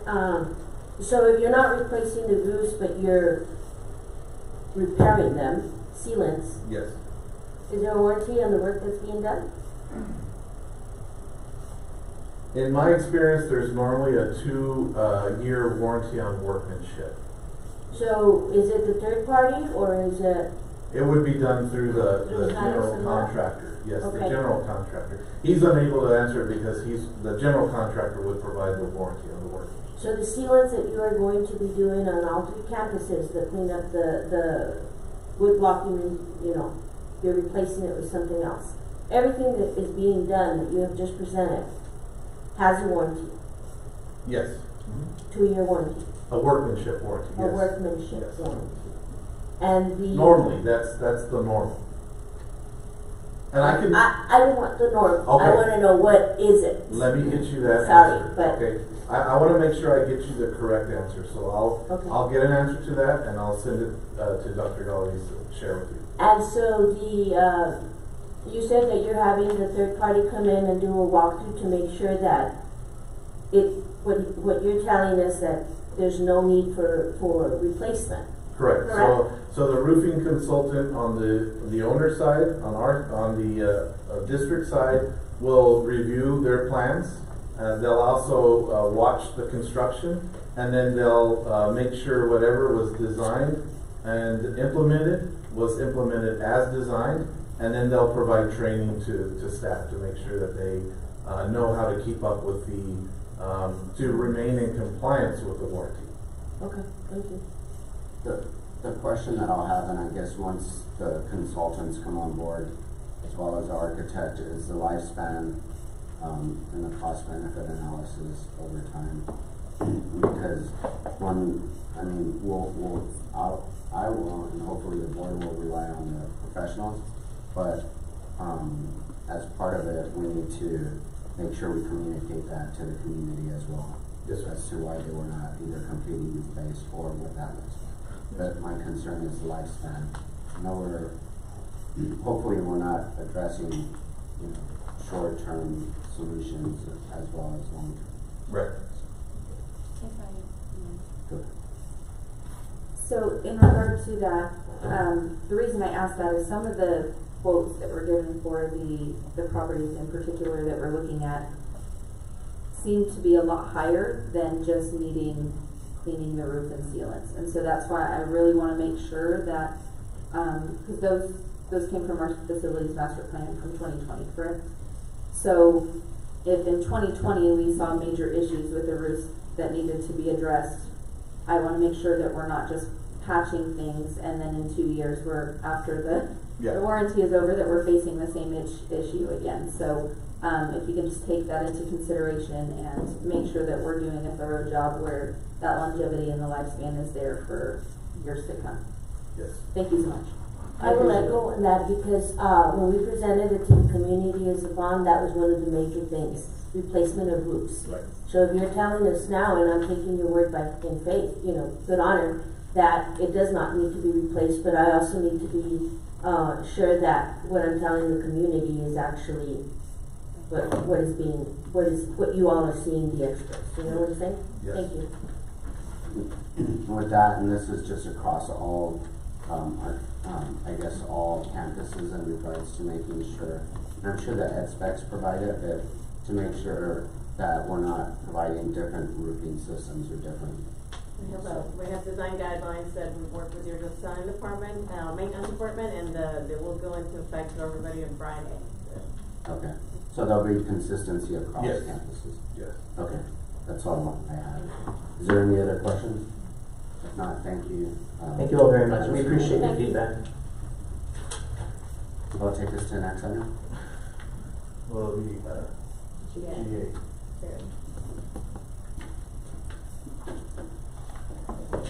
Okay, come on.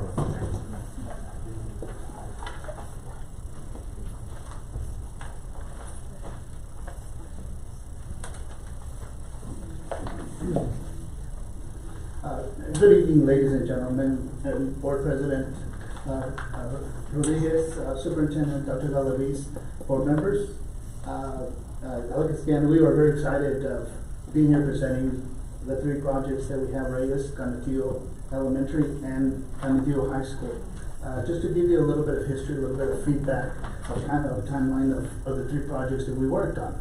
We basically started by kind of meeting with the three campus, the design team. With that, we basically presented the scope of work for the three projects and kind of giving our understanding of the three projects.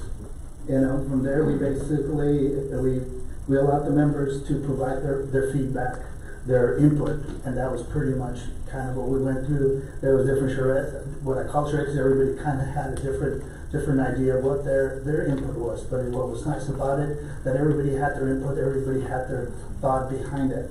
Then kind of what we ended up doing is meeting with our contractors and basically coming to creating a budgetary number. And as we've been talking lately on this, they're budgetary numbers that really need to be sharpened with sharpened pencils. Okay, and one thing as architects is we basically in this stage we are kind of coming in with concept ideas, suggestions.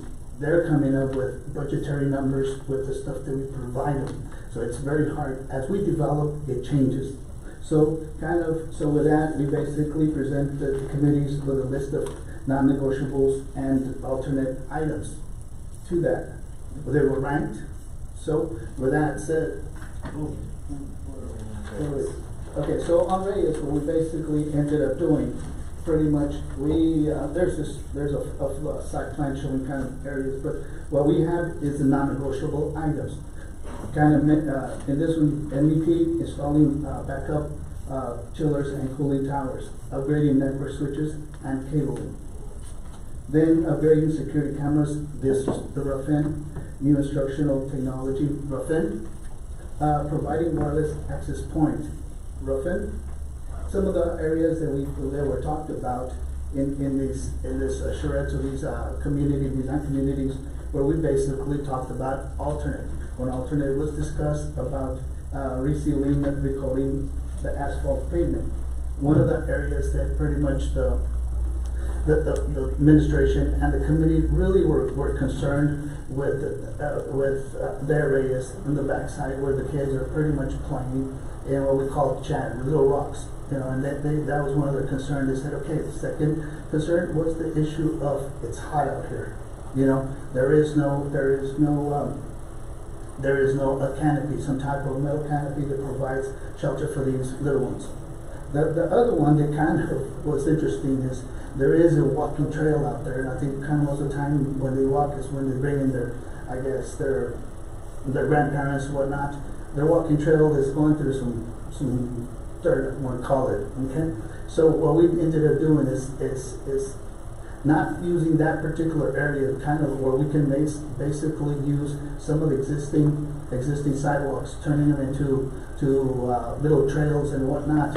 And that was one of those things that we provided. That was the alternate number 2 that was suggested by them. This next slide, can you move to the next slide? The next slide is a simple slide where basically we're showing kind of the biggest item, which is the installation of the mechanical plumbing upgrade, which is the mechanical unit improvements, which is right now what we're showing is there's an existing, in the central plant there's an existing chiller. We would have to have another chiller next to it. And then at the same time, at the service area, we have a current cooling tower. We would have another one next to it. The purpose of that is to be a little bit more efficient to what the whole system. So both, you're able to run this back and forth without kind of killing one of the systems. And that's the purpose of being a little bit more energy efficient to the system and then provide a better comfort level for the students. So right now that's Reyes Elementary School. The next one would be Panapia Elementary School. Panapia Elementary School is, and I'll be honest too, I kind of call them Panapia Elementary School. And I'm going to kind of say that school, what I call the individuals that take care of it, they are taking care of it in a very good way. And I applaud the custodians on that. I know there's a lot of stuff that needs to be fixed, but kind of to that, we have the non-negotiable items. The safety and security, modernizing first the fire alarm system, modernizing the PA system, energy notification and two-way communication. This one would be re-roofing the building, reseal and reflashing of parapet walls, replacing security cameras, rough-in, access control system, upgrade systems infrastructure, install wireless access points, and replacing mechanical units. The next sheet is another diagram, kind of the alternate. In this case, there was on this alternate number 1, there was discussion in that meeting where kind of right now everybody's kind of they're having a hard time with the buses. Okay, the traffic patterns. We kind of went in as maybe considering a means of second egress for buses, and that would kind of exit out. I think it's 1st Street, 5th Street up on top. But there's another diagram that shows that. Alternate number 2 with fully sprinkler system. The question is, do we really need to fully sprinkle the building? There can be a yes or no to that, but I think it's more how much work we really provide in that particular school. Resealing all pavement, replacing all water heaters. In some of the water heaters, I think there was some of them were replaced. We were there, and some of them need to be replaced, others don't. Replacing existing window blinds, replacing existing mechanical units, and that kind of is like a double of what I just said earlier on that one. One thing that we are not showing here is we have interior and exterior improvements that are still being explored. They're still, and it's good because kind of what I just said, we gotta sharpen our pencils before we say no, before we start killing some of the stuff. So, such as finishes. I know there was during those meetings, we talked about some other areas in the exterior, but I think that's one thing that we really need to kind of, like I said, we have to go out there and do a little bit more exploration of that. Next. Oh, I'm sorry. This is a diagram of the entry vestibules. The entry vestibules kind of we're still kind of working on those. I guess procedure us and the administrations have been talking to the administrators, the police, and kind of see how we're going to be able to kind of work this out. Okay, so that's still, it's like what Mr. Mujada said earlier, we're still kind of working it out. We're still, all the bugs are not there. I know kind of ideas too in these diagrams where you basically are able to look at. But part of this too is how can we save money as well? Okay. Canutillo High School. Canutillo High School, on this one, pretty much what we have is, again, non-negotiable items. New security entry vestibule, re-roofing, repairing metal roof and canopies, new cooling towers and boilers and pumps, replacing evaporator cooler systems, replacing all T light fixtures, the CTE upgrade, upgrading the PA system, new fire alarm system, upgrading existing cameras, rough-in, access control point, rough-in, new wireless access point, rough-in. Next slide. On this next slide, it pretty much kind of shows elevations of the existing, where we're going to have to kind of improve maybe the existing exterior walls. So part of the alternates that were talked about on this one particular one is sidewalk at TechStop and ADA compliance on sidewalks. Resealing all pavement, replacing and repair windows with wall gaskets, reseal exterior masonry, replace ceilings, new instructional technology rough-in, new basketball and tennis courts, and new heat pumps. The next slide. The next slide is pretty much kind of just showing kind of what we've been doing, or really some of these drawings were the drawings that we provided to the contractor so he can start pricing these out. For example, in the reflective signal point here, we're showing where the majority of those lights that are in orange, I don't know if you can see them, but they're in orange, that those are the ones that would be replaced. And then there's like a side plan showing the requirements for the technology of the surveillance cameras. In here on this other one is a re-roofing of what we call the flat roofs at the high school. And the last image below is an image where we're basically the location of what we're thinking of introducing the cooling tower and the water heaters at that location. This location is más o menos where we have the new gym. Okay, because we need to pretty much connect underneath what we call, I think it's the law enforcement classroom on the first floor to second floor. On the second floor, on the what I call the lower level, that's where these pumps are. So we basically need to connect to those particular areas. And that's kind of, well, that concludes my presentation. I'll leave it open for questions and answers. Ms. Maldonado. So, on the vestibules, the security, the entry security, at the community meeting that we had at the high school, you showed how at CE you were thinking of bringing it up. Correct. Is that part of a non-negotiable? The security part of it, yes, but right now we're still going to kind of develop a little bit further. Okay. So, but that falls under the non-negotiable. That is correct. That's bond. It comes from bond monies, correct? That's correct. Okay. You also mentioned about re-roofing the building, and then later you said resealing and reflashing. So, is CE getting a brand new roof? Okay. After talking to Ms. Maldonado, that's me. That's you, Ms. Maldonado.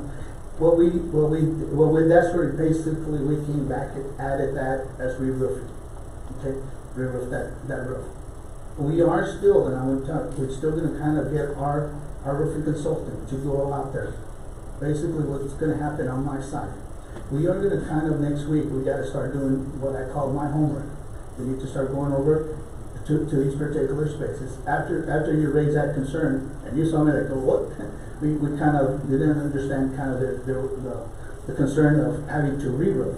Okay, because before we had areas that actually repair, as you brought to my attention, where the parapets and all that. But now it's our turn to do a little bit of that homework to be able to, do we need to re-roof it? Or do we need to do whatever we need to do? But back to our point is we want to make sure that we can have our roofing consultant as part of that particular visitation where we're visiting. Okay. And just to clarify with the board is that, and with the community, the reason I brought this up with him at the community meeting was that that's where I worked for 30 plus years, more or less. And my room, the whole building, you saw buckets, buckets, buckets everywhere. You go in, you see all the leaks. So that's why I questioned the re-roofing. Okay. The biggest, what we see, and what we see in that particular, and I'll say too, that kind of to elementary school, it's a lot of it is happening in the, what we call expansion joint. That basically was what we call original school, and then they added to it, okay? Those expansion joints have kind of deteriorated, some has got to it, so some of it has kind of moved. That same thing, so stuff that for us, that needs to make sure it gets replaced. The other one that kind of was talked about, and Mr. Mijares mentioned it too, was the cat flashing. We'll come back, instead of, there's now what we call, there's some metal extrusions where no longer you use the wood blocking. Now they basically go out of metal and you just cap it over. But the idea what we're trying to do too, on the face of those particular parapets, bring out that particular membrane, take it all the way over that cap. Okay, so it kind of protects it, because right now, most of those parapets are not protected. And you mentioned an alternate to the resealing of all pavement. Does that include the blacktop behind the cafeteria? Right now, and that was one of those things that the administration brought to our attention, that blacktop, there are some issues with it, so yes, we would have to kind of look at that. And now, this is where we need to go out there, look at it. And a lot of the stuff now that we said, okay, where's our money going to, you know? Am I going to put it to the re-roofing? Or am I going to put it to their, same thing was brought up, is air conditioners. Some of those air conditioners, we need to kind of make sure that those air conditioners, what is the condition of them? Because you brought it up to us as well. Well, we need to remember that the non-negotiables were in the bond. That's correct. Which is security, which is HVAC, and its roofs. Yes, ma'am. Those are the non-negotiables. We agree. Okay? Thank you. Mr. President. Go ahead. You know, let's remember that Canopillo Elementary is the heart of Canopillo, okay? So what I would like to see is really find a way that we can incorporate as much as we can into the budget that we have right now. I know that we need to standardize all the roofs to make sure that we maximize our money, because I know there's, one time there were 4 different types of roof systems. We need to standardize the roofs in order to make it easier for our maintenance to really work at it. But once again, I like what you said, Mr. Gutierrez, is that that campus is in pretty good shape, and kudos to our maintenance. I like that very, very much. Thank you. One of the things that I like to also see, I know that you mentioned that the tennis courts are an alternate. Right now we're showing tennis courts and that the basketball courts as an alternate. That is correct. For the high school, correct? That's correct. All right. And do we not have a tennis team anymore? What happened? No, you do have a tennis. We do have a tennis team. Yeah. And that was one of the during our community meeting that was brought up, and that was kind of one of those things that we talked about. Do I really need the basketball courts? Do I need how many basketball courts? But really, the tennis courts were brought up, and I think it was Coach brought it up, or you clarified that. Thank you. The other thing that you mentioned is that the security. I know it's difficult. You're dealing with an existing footprint of the schools, and sometimes it makes it very expensive to reconfigure that security vestibule. But in my opinion, it will be money well spent, because we're going to be there for a long time.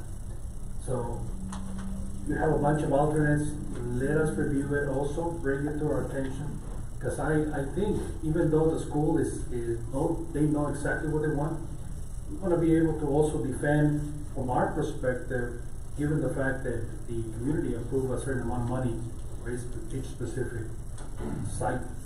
So that's important to us, we need to defend it, and at the same time, if we can only provide roof repairs, it might be very difficult for our community, the taxpayers, to really say, you know, what do we do with the money? But we need to defend it, or we need to look at different possibilities, different options.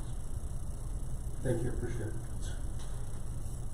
The one concern I have at the high school, and I'll wait for, I guess, a full recommendation. Are we still looking at sport pipe versus geothermal, all that? Pretty much would be abandoning the geothermal. And that's So pretty much what I call the field portion of it, that would be cut off. This is where all these lines that are going from the pump room, they would go into the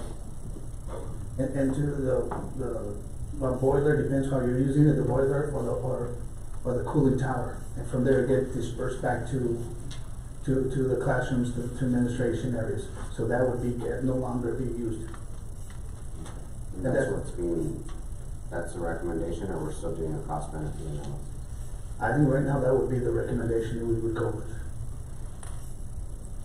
Mr. Chair, can I ask a question? Mm-hmm. Have we, and this is to Mr. Ortiz, did we look at the possibility of fixing the geothermal? To me, back then, the trustees were very downfall into implementing something new, innovative.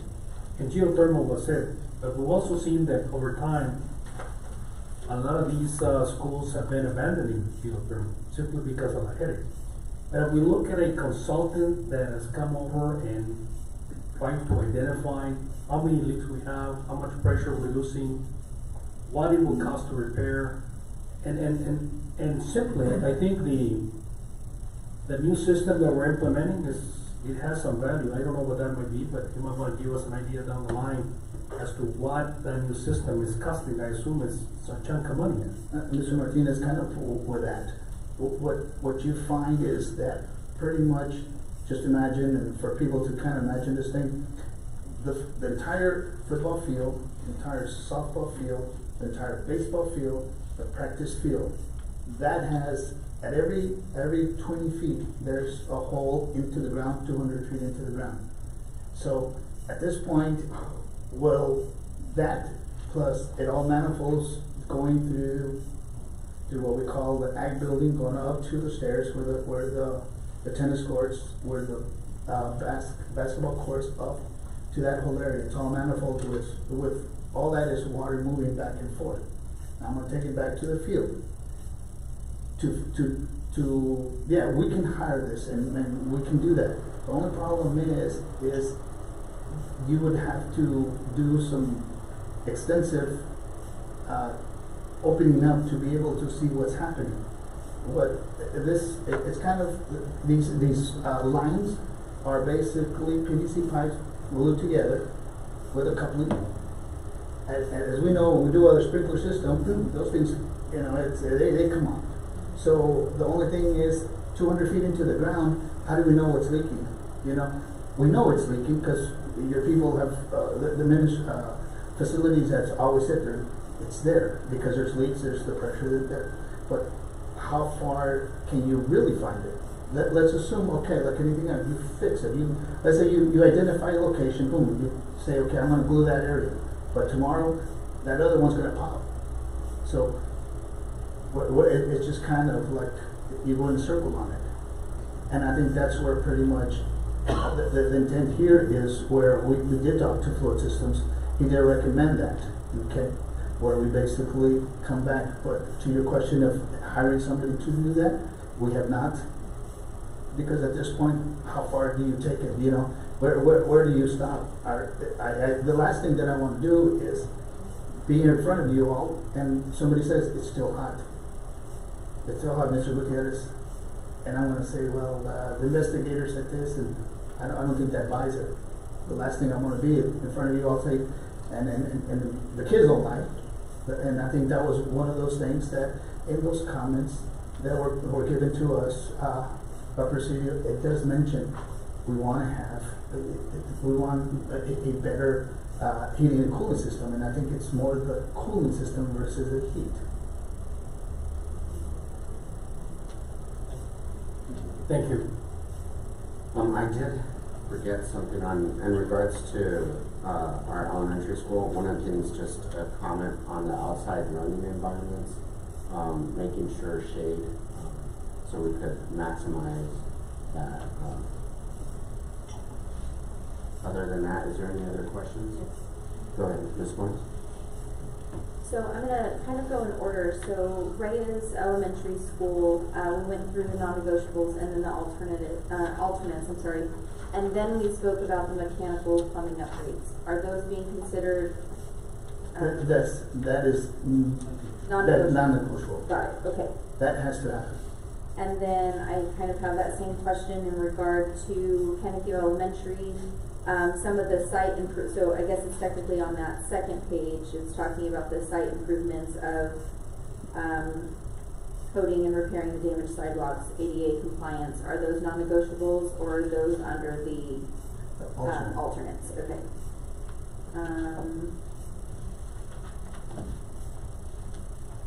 But I'm assuming the last page in regard to the safety and security, that goes under our non-negotiables. That's pretty much. Okay. Okay.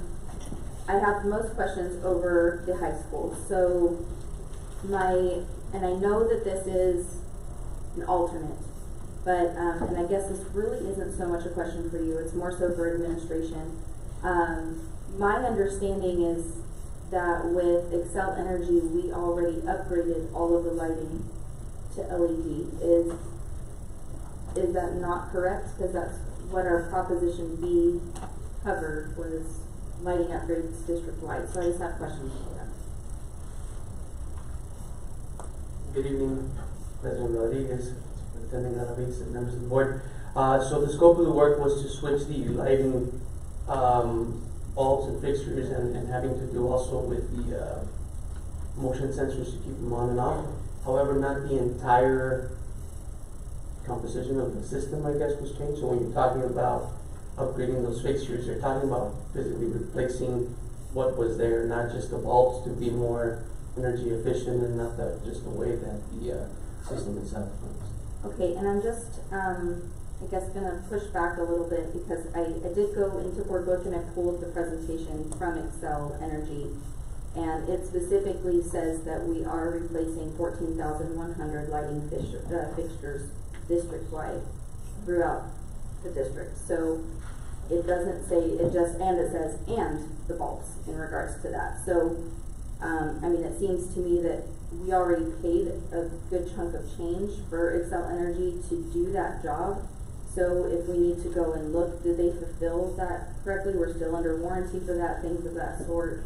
So I'm asking if administration, can we get some type of breakdown of what lighting upgrades have we done? You know, who did we work with? What was it supposed to cover? Because I'm just a little bit concerned about that didn't get done when it was supposed to, based off of the information I'm seeing here. So, okay. And just to clarify, the scope was completed. This goes above and beyond. So what they're replacing, or what they're asking to replace, is something above what was on that scope. So yes, that scope was completed. So right now we still have T8 fixtures at the high school, and they're not LED fixtures. Yes. One thing that just replacing the fixture is not all that we're doing. Part of the code, we have to making sure that we provide controls for it, and basically part of the city code is they need to be able to be turned off and on if you leave that space. Okay. So that's something that switches, and you have controls and stuff like that. I think on yours, I don't think you did that. Am I right? What we'll do, okay. Ours is we'll go back. What was exactly done at the high school? And then we'll see what our architect today wants to do on top of that. We're not duplicating that. We're not Yeah, I want to make sure that we're not duplicating and spending double the money for something that should have already been completed, or that was at least my understanding. So that's why I'm asking for the timeline so that we can clear that up, because it may be a misunderstanding on my part as well, based off of what I got. So thank you. Ms. Martin, what we'll do too, as part of that, is we gotta do our field visit too. Go out there and check every one of them. That's pretty much our consultant has to do the same thing. And kind of take an inventory, what needs to be replaced, what doesn't. Perfect, thank you. I appreciate that. Yes, ma'am. That was it. Any other questions? I'm sorry, I have something really quickly. Go ahead. Yes. So I'm not 100% sure if this relates to this, but I'm just wondering if there's anything being done to mitigate the smell of sewer at Ganadillo High School, which is also at Northwestern College as well. Yes, because... So I can tell you in our meetings, we've had one campus community meeting and 2 design steering committee meetings, and this is the first we've heard of a sewage smell at the high school. No one has brought that to our attention, but we can investigate it with Dr. Rico, if, according to his work orders and things like that. Yes, sir, that would be great, because I know it's been an ongoing problem at Ganadillo, and also at Northwest. Well, I thank you for bringing it up. I appreciate that. Yes, thank you. Thank you. Anything else? No? I'll take this to the next item. Thank you. Thank you. Thank you, Jean.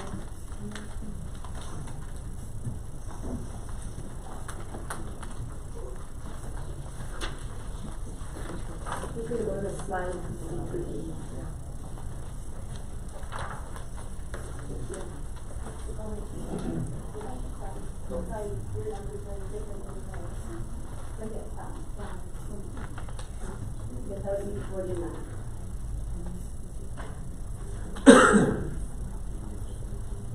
One more slide.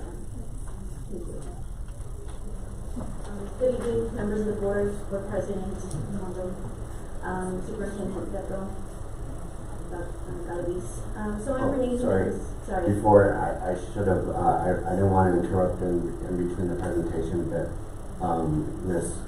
Zuniga did leave us for Rosary. She had to attend, so just wanted. So I'm Renee Jimenez, President and CEO of MEP Architects, located right here in El Paso. I wanted to start by thanking you, and I'm incredibly grateful, our team is incredibly grateful for the board's decision to keep the design of Northwestern College right here in our community using local talent, so thank you for that. Before I get started in introducing my team, I wanted to personally thank also each one of you for providing the community the opportunity, invaluable opportunity to participate in the design process. This has been very important. This is a design that is designed for the community, by the community. So the success of this project, if you can go to the next slide please, relies on a collaborative team of effort, and we're very fortunate to have a dedicated team of consultants, the construction manager at risk, the bond manager, the board, the Canopio staff, and then more importantly, the community that has been very active in this process. Close collaboration has been very instrumental in reaching this stage of the project as well. So with me today, if you can go to the next slide, I have Miguel Hernandez, and I also have Rafa Carrion, and then also out in the audience, our partners are with DLR and AJ. Forgive me if I mispronounce his last name. So Staita. So if you can keep going, the next slide. So we've been collaborating very closely with Jordan Foster, who is the construction manager at risk on the project, working back and forth with them and really analyzing, how do we keep this project in budget. Next slide, please. So we've facilitated a total of 4 community meetings, 3 of them very active and 1 of them very informative. They've involved staff, students, and parents, and these meetings have been very carefully structured to be interactive with the community, where we've effectively gathered information from them to establish what their vision was for the project. Simultaneously, these sessions have given us the opportunity to provide a platform of educating the participants of the necessary parameters that we're within with regards to the site constraints as well as the program that we need to work within. So if you go to the next slide. So the first meeting that we provided with the community was a very interactive exercise in which we gave them a site plan illustrating what the parameters of the site was. And we gave them some hand-on activity where they were given some building elements, some site elements, and they were instructed to place those strategically on the site, understanding what those parameters that we were working with. Through that activities, we walked away with some key things that all 4 of the groups that participated in this came across in telling us. So these activities really developed what our design would be as we move forward. So they wanted a college feel, so separate buildings to where the students could, interact between classes and be outside and pass through buildings, going from building to building as they transferred from class to class. They wanted a secure and clear entrance of the campus. They wanted a central courtyard, an outdoor theater. They wanted a connection to the adjacent El Paso Community College campus as well.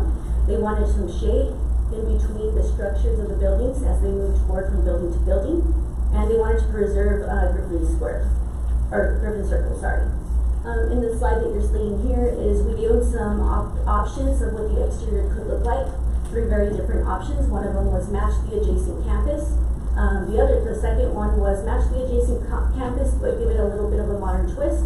And then the third was do something extreme, a little bit different, to do a distinct modern approach. Overwhelmingly, the entire group decided on going with matching some of the elements from the adjacent campus, but giving it a modern twist. So in the next slide, meeting 2, we presented 3 site options in which were all influenced and inspired by the 4 groups that gave their presentations on what they did in the first meeting. So as we went through this exercise, we showed them 3 sites. The first and third site had all 1-story buildings, and the second site had a combination of some single-story buildings as well as multi-story buildings.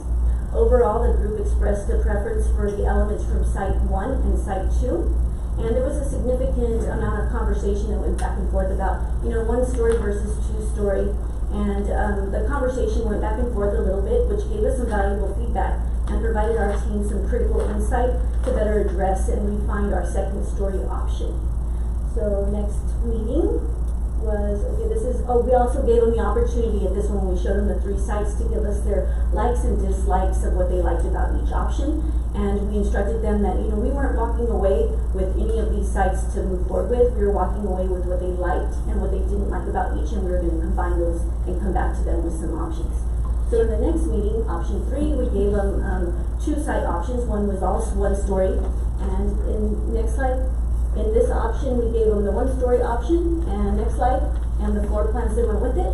And then option 2, which was 2-story, one of the buildings had 2 stories, and it was flanked by a learning stair in between it, and that's that back building in the top of the slide there. And the other buildings were all 1-story buildings. Overwhelmingly, they decided that they wanted to go with this option, and so we focused on the floor plans that went with this option. Next slide, please. These are the floor plans that went with that option. So what we presented at the 4th community meeting was really driven by what happened from this meeting here. And so the floor plans we presented to them, really what we turned in for schematic design really aligns with what was presented at that one. So in the 4th meeting, we got some valuable feedback as well, and we gave them an opportunity to use the virtual reality simulation. If anyone attended that, you maybe have participated in that. Gave them the opportunity to walk through the site to see what that campus could look like and would look like, and it allowed them the opportunity to give some feedback. So we overwhelmingly heard a lot of compliments. They expressed that they felt that we heard their vision as we moved through the design, and so from there we had 2 to 3 comments that we needed to address, and we'll work through those as we keep going through these community meetings as well. Next slide, please. So this is where we're at now. We have a total of 5 buildings. One of the buildings in the back is 2-story, which holds the classrooms as well as the CTE on the first floor, and then it has an open learning environment in between those 2 spaces, outdoor learning environment, sorry.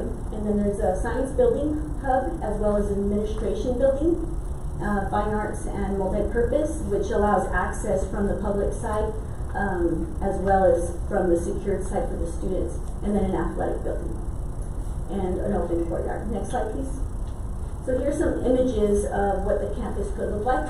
This is an entrance as you enter the campus. Next slide. This is the administration building. So when I talk about entering from the non-secured side and then from the secured side, you can see the secured fencing that separates those two areas. Next slide, please. This is the science building, and so what you're looking at here is an exterior learning environment that is directly adjacent and can be accessed through the interior of the science building. Next slide. This is the classroom 2-story building. The first floor, like I mentioned earlier, has an open outdoor learning environment as well as it's flanked by a learning stair. Next slide. This is the athletic building that really connects, that's something the community wanted to make sure is that the athletic building connected to the cafeteria, so they use the space in between for both activities, some outdoor seating spaces. And then you'll see a lot of shade as you connect from building to building, which was something the community really elaborated on that they wanted. Next slide, please. That is the fine arts multi-purpose, and so what you're seeing here is like some outdoor, the fine arts can have some gallery space on the exterior of the building as they transition from the courtyard space into the cafeteria space as well. Next slide. And this is the courtyard and what that can look like. Next slide. And an aerial of what the campus would look like. I'll open it up to any questions you might have. Ms. Ortega? Yes, my question is, so it looks like a very open campus. I think it would probably need a lot more security. What are we implementing in this campus? So we're using the buildings to provide some of the security, and just recently we moved in our security perimeter fencing, so it's in between each of the buildings, and it will meet the TEA standards of the 6-foot high non-scalable.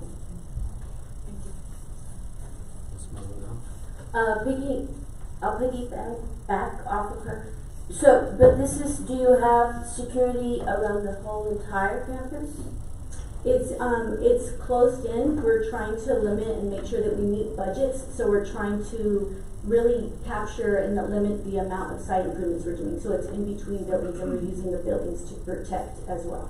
So it'll still be an open campus, though. It's because you don't have a security fencing around the entire campus. It is around the entire campus. It is around the entire campus. Yes. Okay. And then the athletics is for PE? That's correct. Correct. And it's a half basketball court. Okay. Thank you.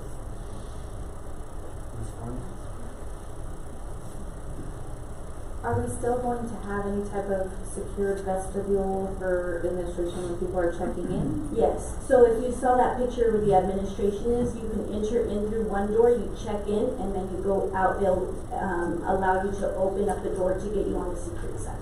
Okay, and the only thing that separates that is that gate that's shown there, which meets the TEA guidelines. That is correct. Thank you. Okay, Mr. Martinez?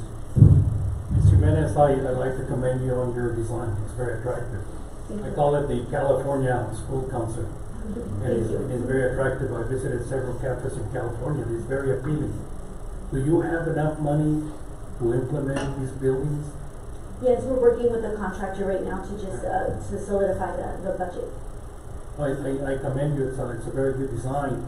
But I'm also concerned with DLR. Who's DLR? They're the next group that you're going to hear from. Oh, okay. Excellent. Yeah, no, I think it's a beautiful campus. I'm really looking forward to getting it built. We've been looking at this campus, and there's a lot of promising kids. I mean, the kids that come out of this campus are incredible.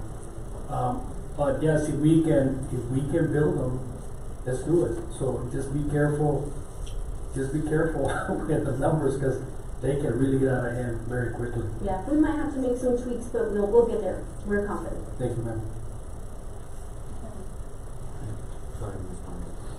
You had mentioned that there were some concerns that were brought up that you guys are going to have to work through. Do you feel comfortable talking about what those concerns were that were brought up? So that Sure. One of the comments, there was 3. One of them was adding an outlet in the Drinking Circle for their events that they have. Pretty easy. We can definitely address that. Restrooms was something that was brought up quite a bit. That we've already addressed on our plans, and we've already met with Presidio to go over those. And we'll work through those and present that to the community as well to get their buy-in. And the other one was color on the exterior of the building, and so we're working through that as well. I don't know that we want to add too much color because you want to be a little bit cautious with how much color you put in on an exterior building so that it's timeless. So we'll work through that as well. Perfect, thank you. Any input from our student reps?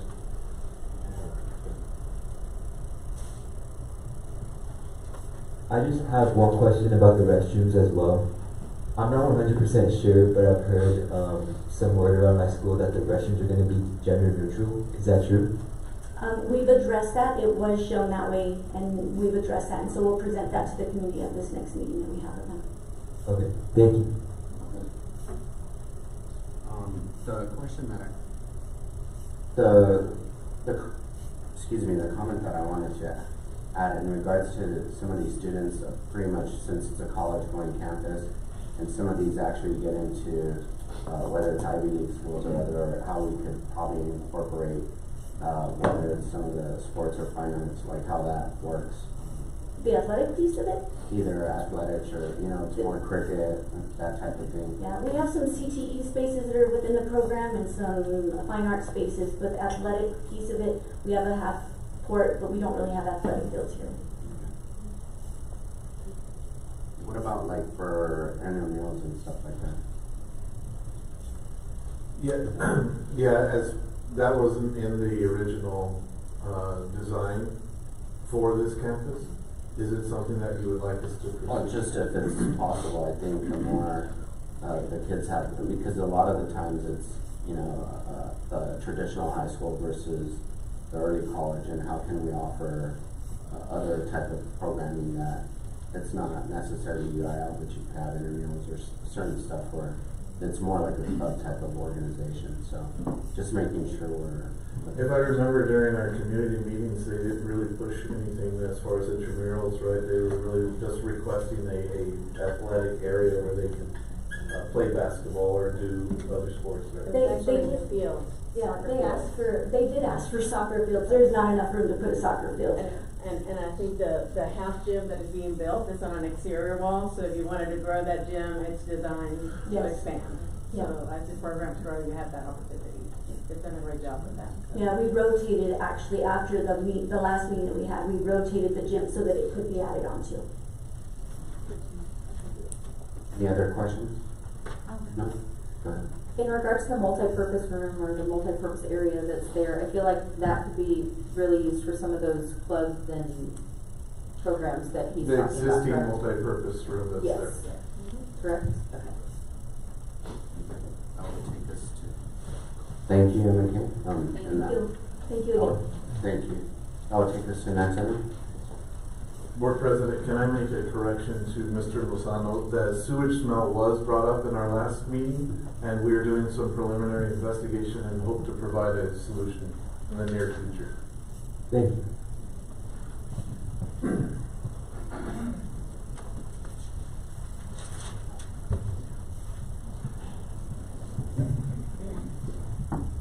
Good evening, Dr. Galaviz, Board President Rodriguez, distinguished members of the board. I'm AJ Sestaita. I'm principal in charge of DLR Group, and I'm here with our partner, Root, and representing Root today is Christopher Esper. Next slide, please. So we're going to start with looking at Alderete Middle School. Next slide.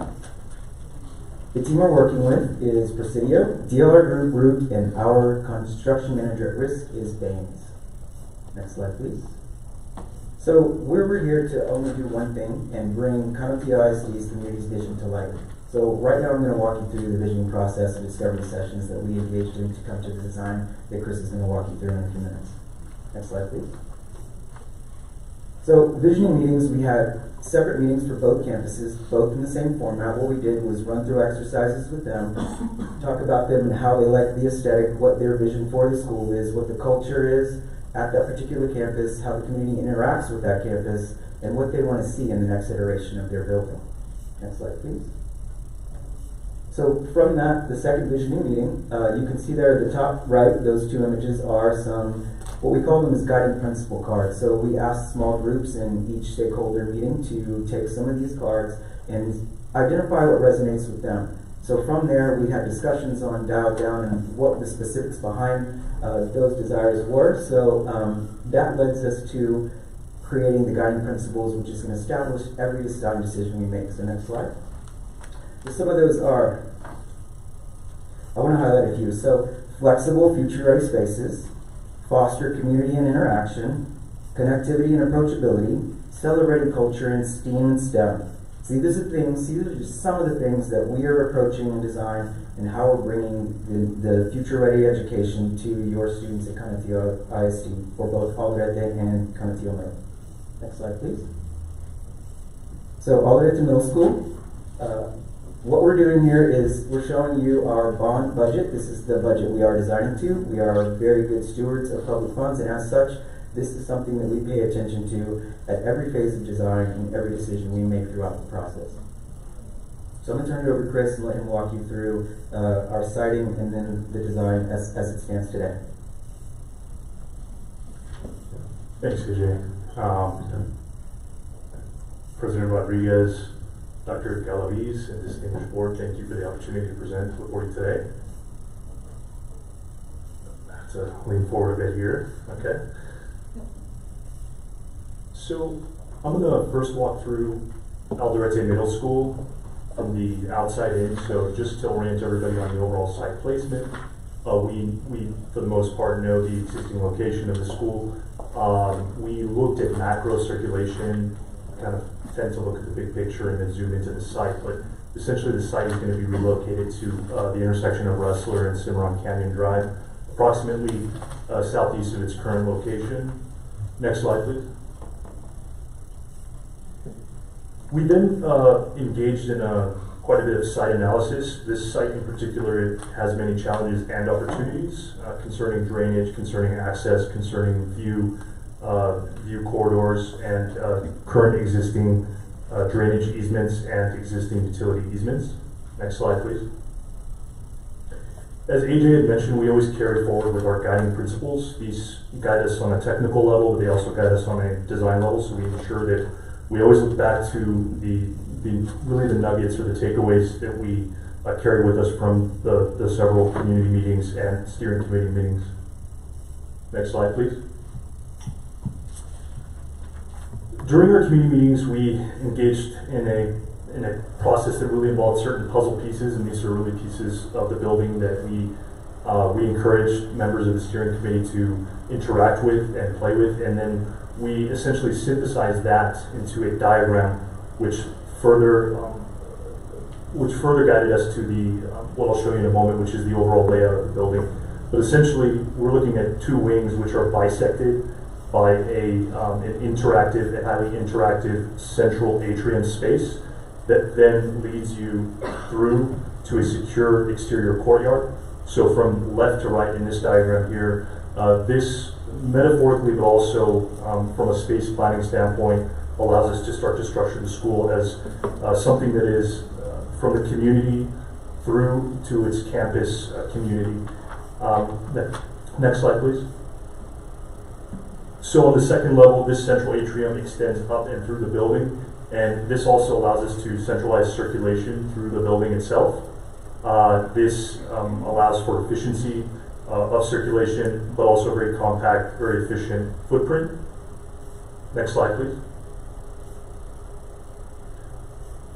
We then started to break down the programmatic pieces. So the academic houses themselves are learning neighborhoods that form around the atrium, but we also wanted to look to create an identity for, or rather a separate but connected identity for the PE and athletics program, as well as the cafeteria and fine arts program. So while the school functions as a school day-to-day, we recognize extracurriculars and the future of multi-use spaces and creating connection points to these different programs, given different functions throughout the year. Next slide, please.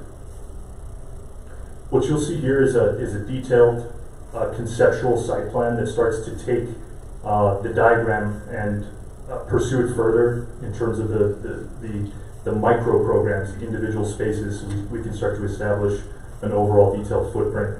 You're seeing a hatch pattern here to the left-hand side of the drawing, and that's because conceptually and technically we are situating a portion of the building within the overall context of the site. Site circulation will be very efficient and separating.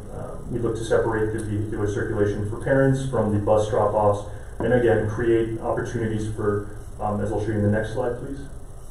Separate access points for fine arts and cafeteria, as well as an upper tier where you would have your fields and a very secure recess court, which is nestled in between the PE and athletics and the cafeteria portion, and that would be landscaped and fenced and again, very secure.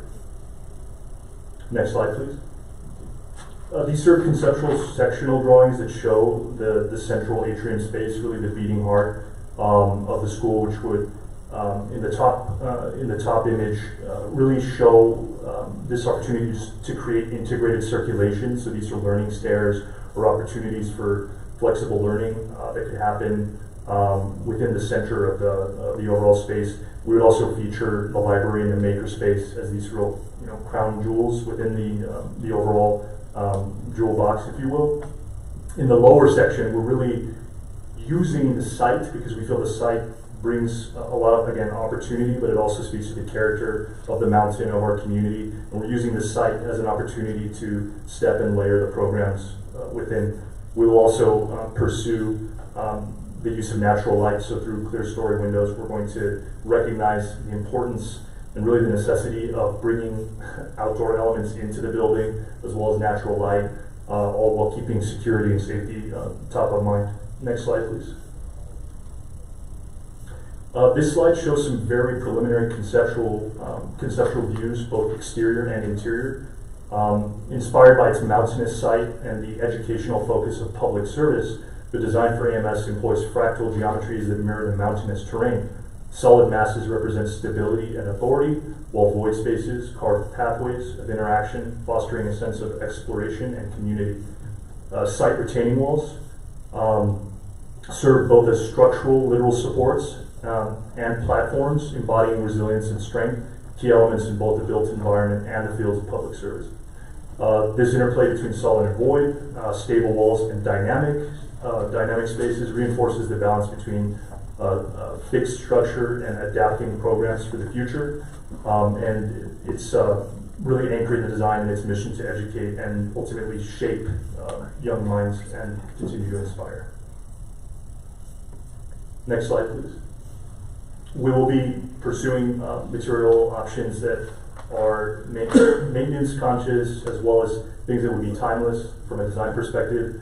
This is really the next step that we're taking on, as well as opportunities to integrate branding within through selective accent colors that reflect the community and feedback that we've received from the various meetings and the ones to come. Next slide, please. So I'll now dive into Canutillo Middle School. As AJ mentioned, we're working closely with our counterparts at Baines Construction to create and stay within the parameters of the overall budget, which we feel at this point in time we are. Next slide, please. Again, just to orient the relationship between on the relationship between the existing site and the new site. It's directly due south. Next slide, please. The Johnny Bean Ranch, as it's currently called, is it has an adjacency to Artcraft Road at the north side, Upper Valley to its east side, and Strahan to the east rather, and Upper Valley to its west. And in red, we're showing the approximate project limits. We're situating the proposal overall south in the site because we feel contextually and from a circulation standpoint, it's better rooted, as well as other considerations in terms of just creating more of a compact nature of the site and leaving the future left over for to be determined purposes. Next slide, please. Again, always carrying with us the takeaways from our various meetings. Again, from a qualitative and quantitative standpoint, we're just here to interpret the needs of the campus and the community through this process. Next slide, please. And really, these were independent, two completely independent sessions that occurred between AMS and CMS steering committees.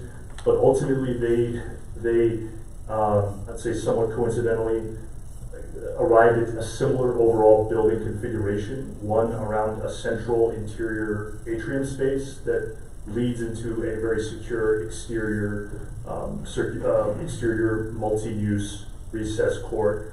So this is a very similar diagram to what I just showed you, but there are parts that are very specific to the needs of each campus. We've come to call this and brand it the Paseo, so we're really evaluating this axis from east to west here as the Paseo, and again, creating independent identities for both fine arts and athletics from the north-south axis points, where we look to inspire and create socializing opportunities for the community beyond parents and extracurricular activities that take place on campus. Next slide, please. Similarly, this central atrium space extends vertically to tie together certain aspects of the classroom, the academic houses rather on the second level, with the administrative functions on the first level, and create a very optimal circulation pattern and a very efficient footprint overall. Next slide, please. Similarly, we looked at these macro blocks to create very efficient adjacencies, which we then further break down in the next slide, please, where you'll start to see the position of the site plan, the floor plan within the site plan placed on the site, where the building is turned for the specific reasons of maximizing views, maximizing light and airflow, and then softening the overall placement of the building as it relates to Upper Valley Road, and to give it overall good visibility that respects the overall context of neighbors and the surroundings. Within this, we'll have a secure, and this is the same for AMS, we have a secure perimeter that is a mix of solid rock wall and rock wall with wrought iron. And then furthermore, within that, the recessed court portion, which would be flanking the cafeteria and the PE athletics side, would also be secure. And then we also have separate circulation opportunities to keep things organized for vehicular drop-off by parents as well as bus drop-off. And then obviously a very key component for us that you may see from all the green on this drawing is that we are making every attempt to create outdoor opportunities to give natural light and to give secure spaces for students to be able to have learning opportunities outdoors. Next slide, please. This is the second level, so just kind of showing the relationship again once more of the atrium and the way that we'll position views and take advantage of views out to the mountains and to create what will ultimately be, I think, a very respectable, iconic footprint, for the site. Next slide, please. Similar to AMS, this also has a central atrium, but it has its own character that really adapts to the specific user groups on the campus. Next slide, please. Reflecting its Upper Valley location and aeronautic and technology focus, the design features smooth flowing geometries that emulate a riverbed's fluidity. Solid forms anchor the design, while voids create connection that symbolize innovation and forward momentum. The undulating forms not only echo the surrounding landscape, but foster creativity, collaboration, and a sense of limitless potential, aligning with the aspirations of technology-driven education.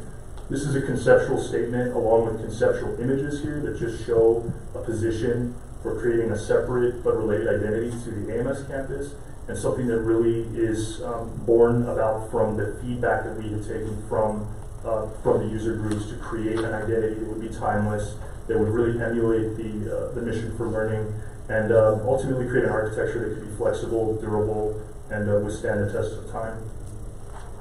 Next slide, please. Similarly, we'll seek to find materials that are complementary to create the individual brand and identity for CMS. That would be things that will be easy to maintain and be durable and timeless throughout. Next slide, please. And with that, I'm more than happy, we are more than happy to answer any specific questions that you have. And thank you again for the opportunity to be able to present to you today.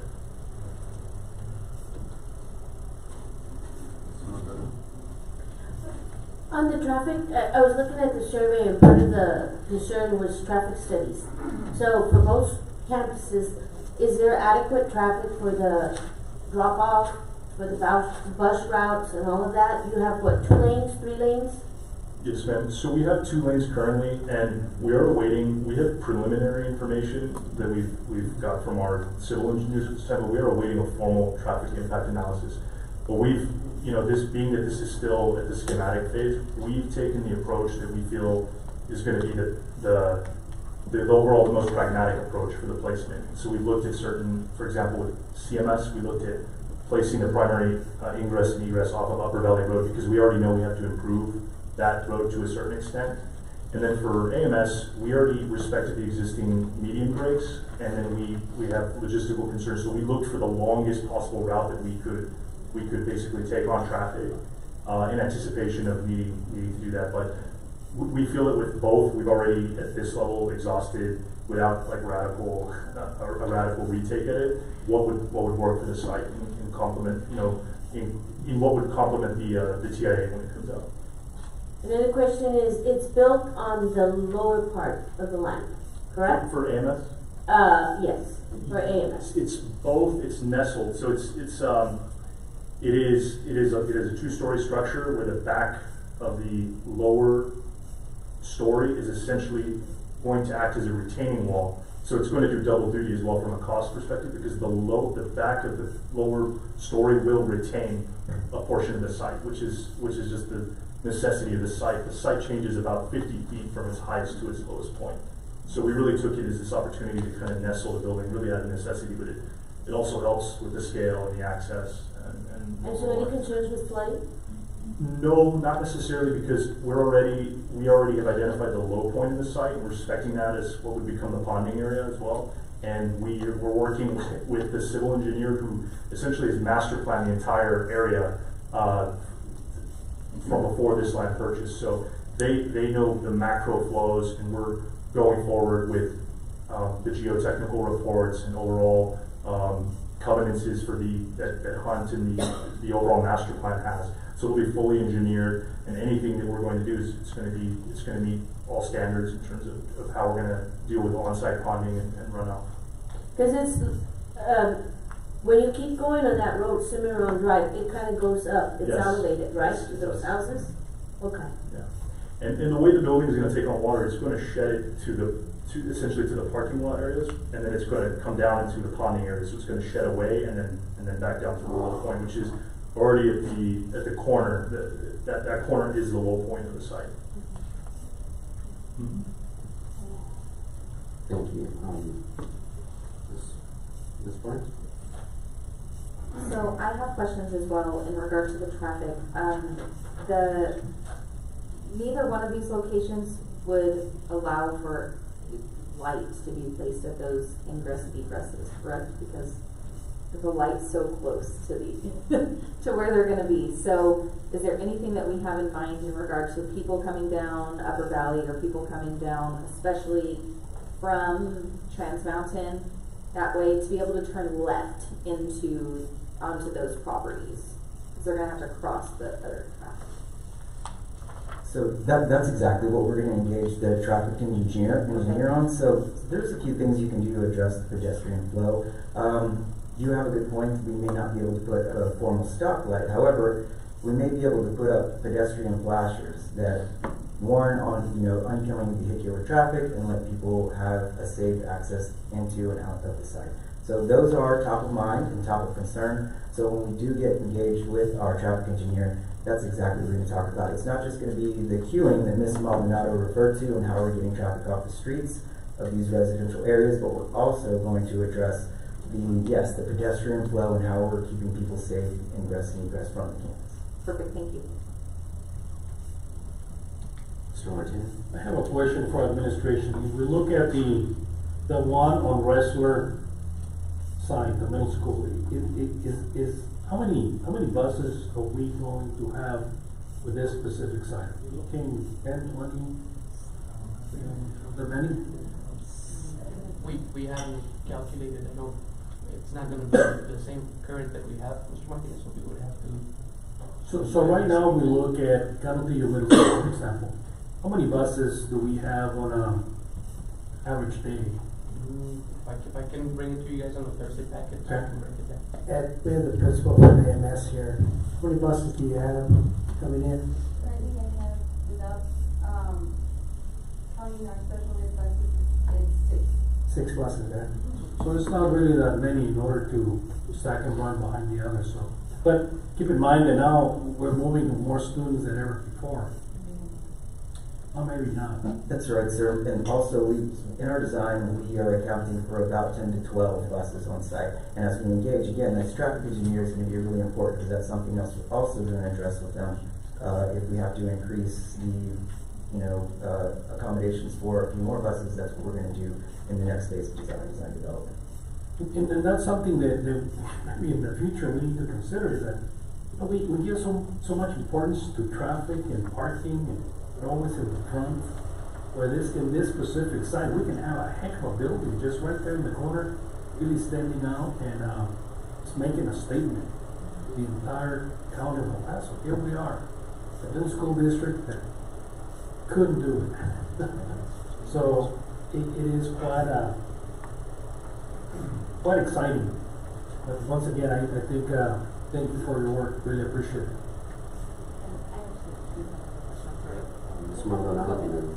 So with the buses, you did mention, I believe, at the community meeting that you have the buses. It's going to be separate from the drop-off. They're actually going to go all the way around, correct? For both schools? Yes, ma'am. Okay, thank you. Ms. Boyd? My question has to do with security. So I love the atriums in the center. I think it really brings in the central focus of the school. But for security purpose, where are people checking in and out when they come onto the campus, and do we have basically that secure vestibule there as well? Yes, we do have a secure vestibule. It's either east or west of the atrium. Secure vestibule where said person will have to enter in, and then once they're cleared, they get cleared to go into the building proper. But they cannot leave that vestibule without being cleared. Perfect. And then my second question has to do kind of like I asked one of the last architects in regard to the glass there. So there's a lot of glass. Yeah. Are we looking at making sure that the glass is secure for? Yeah, the gentleman's correct from Fluger. What we're going to have to do on all glazing that's ground 7 feet above is going to have a film. It isn't a ballistic film, but like he said, it's a film that you cannot get through without a lot of force. You can't shoot through it. It stays together. It would take like 15 to 20 minutes to beat through it, and that's 15 to 20 minutes of action time and response that we can get to the campus. Okay, thank you so much. I have another question. Go ahead, Mr. Martinez. For the design team, on the northern parking of this specific site, I noticed that you have a driveway getting to the very back. Is that correct? So yes, anticipating like emergency access, we've created a loop that would be accessed through the site, through secured gates that would otherwise be closed during the normal course of operations. So do you think we need a roundabout back there just to make that easy transition, or do you, I know that before the city requires a hammerhead type of turnaround. Are you speaking the northwest or northeast? Yeah, the northern part of you see right there. Yeah, so as long as we can loop, and we actually already are scheduling, the next set of meetings is going to be with the city of El Paso and fire department here. But as long as we can create the continuous loop, so the fire truck, are you talking from a fire? Yes, fire yes. truck? Yeah, as long as it can continue out, we don't necessarily need to hammerhead it unless they specifically request it for other reasons, or it can't, they can't queue a number of fire trucks, so it'll be more of a technical thing that we will address, of course. So you're tying it down to the bottom parking lot, from what I see there? That's correct. So yes, you could loop all the way around the perimeter of the school through to, and I'm sorry I don't have a laser to point, but the north side where the blue line is, there would be a gate there that would be access only for fire and emergency purposes, and selectively if needed. Thank you. Any other questions? I think our student reps, this is the last, I guess, of the presentation. I have a quick question. So, from what I can see, the only two entrances are from Artcraft, but are there going to be any other entrances from the neighborhood surrounding? So they're not from Artcraft? No, Upper Valley. they're from Upper Valley Road Okay. currently. Again, where we're at in the process now, those are gonna be exactly the things that we're gonna address with our traffic impact analysis and our traffic engineer. Currently, there is some improvement that would need to happen regardless, so if, we don't anticipate it at this time though, that we need to take on emergency vehicles or access from Strahan, but we've created provisions, like, for example, between the softball and the baseball field, at this level, that we would be able to flex and change through design development if we need to accommodate access. Okay, thank you. Sure. With that, I guess thank you, DLR. And the question that I have in regards to, well, just making sure on the construction, are we looking at their packages coming out before, so that way? They've requested like geotech? Like, in other words, we could be doing dirt work while the design development is going on. Well, the first part of it is to do the geotech. I think that, Well- yeah, you're talking about doing early packages, Yeah. site packages, we're exploring that with a contract. We are, President Early, this one thing we're looking at is, we have a really great partner in Baines, and what Baines has brought to our attention is, there are parts and times of the year where this site could have a potentially very high water table. If we build at that point and we start breaking ground there, we will have to dewater the site. We were gonna do everything that we can to avoid that, we will avoid that. And so to your point, we are already exploring early foundation and earthwork packages. So we're gonna start letting these things so that we make sure that we deliver this building when we said we are in August of 27, and also so that the schedule and the general conditions and the cost of construction don't balloon. So we're keeping all these things in mind and early packages and stuff that we're already exploring, as Ms. McGarry just said. Okay, thank you. And gentlemen, I'd like to caution you, because you don't want to get started on this project and find out that you don't have enough money to get moving. So please tie your contractor's number and let's move forward towards getting it within budget. Sounds good. Thank you all. Thank you. I do have a question for Mr. Ortiz.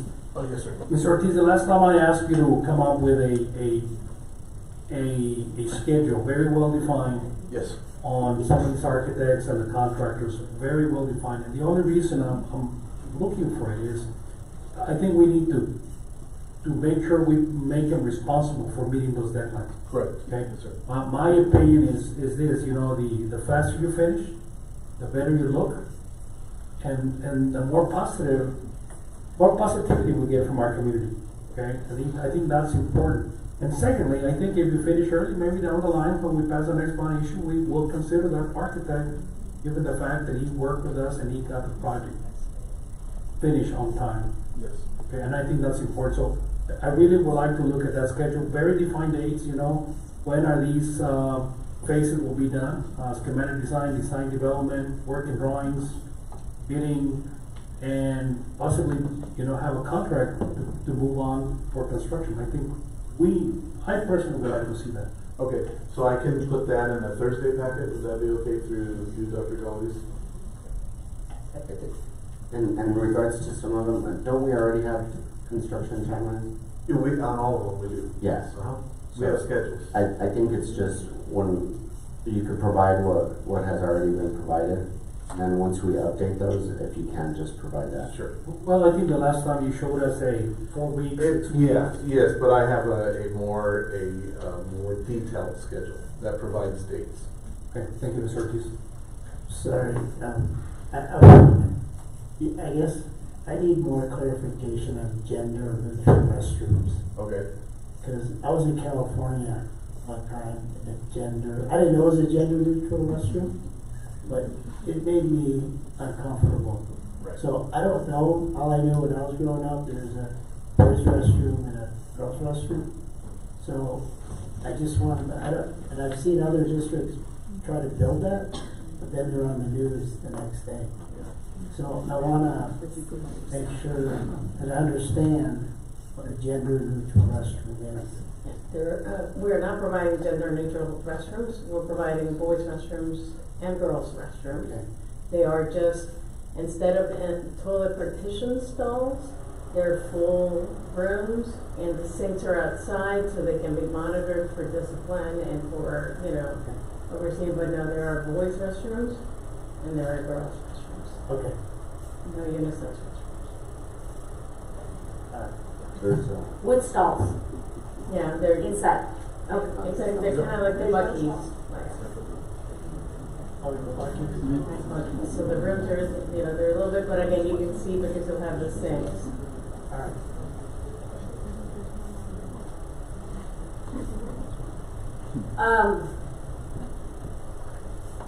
Mr. Sergio said that, time, let's get it done. I don't know if it's a woman's point of view, but yeah, I agree, get it done, but get it done right. Yes. Don't shortcut, don't give us, because then we have to respond to the community. So yes, timeline is important, but quality, in my opinion, is more important. And I tend to agree, Ms. Maldonado, but in every contract, you need to give your people time to really come to a consensus and move forward on the design development. And the only reason is, I think we understand that our community is looking at us to make sure that we provide those facilities. I drive in the district and I see the growth, I see the new developments that are happening right now in the Upper Valley, West Side, and I would hate for these facilities not to be ready when we have 1,000 kids ready to occupy one of these. It's just my opinion. With that being said, that will take us to the next item. Thank you so much, Presidio, and all our architects and CMRs. I think we're excited of the work that has been done and can't wait to see what's next. Item number 6, consent agenda voting. We have consent agenda. Is there a motion to approve the consent agenda? I make a motion to approve the consent agenda as is. Is there a second? I second. There's a motion and a second. Adrian, can you pull the board? Ms. Barnes. Yes. Ms. Maldonado. Yes. Mr. Martinez. Yes. Mrs. Ortega. Yes. Mr. Rodriguez. Yes. Ms. Zuniga stepped out. Motion passes. I'll take this to Item number 7, executive session. Consultant attorney under sections 551.071, 551.072, and 551.074 of the Texas Government Code. Item 7A, discussion regarding potential sale of district-owned real property. 7B, discussion with legal counsel regarding pending litigation. Time is 8:54 p.m. move executive session. Time is 9:50 p.m. Item number 8, new business. 8A, discussion and possible action regarding potential sale of district-owned real property. So I gave the board an update on the current bid and response process that we've been looking at for the sale of the property on Strahan Road. At this time, it's up to the board to make a decision on which path you want to move forward to. One of the options that you have is, under the statute that this is bid under, is to reject any and all bids and direct the administration to reissue the bids if the board is desirous of doing that. And another option you have is to accept one of the bids based on the terms that were disclosed to you in closed session. I'm not sure which you guys want to do. Is there a motion? Yes. I motion to close or reject the bids that we currently have and reopen for bids again. So to be clear, your motion is to reject all the current bids and restart the process. Correct. Is there a second? I'd like to second that motion. There's a motion and a second. Adrian, can you pull the word? Ms. Barnes, Yes. Ms. Maldonado, No. Mr. Martinez, Yes. Mrs. Ortega, Yes. Mr. Rodriguez. Yes.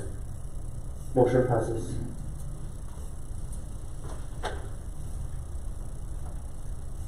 That will take us to next item.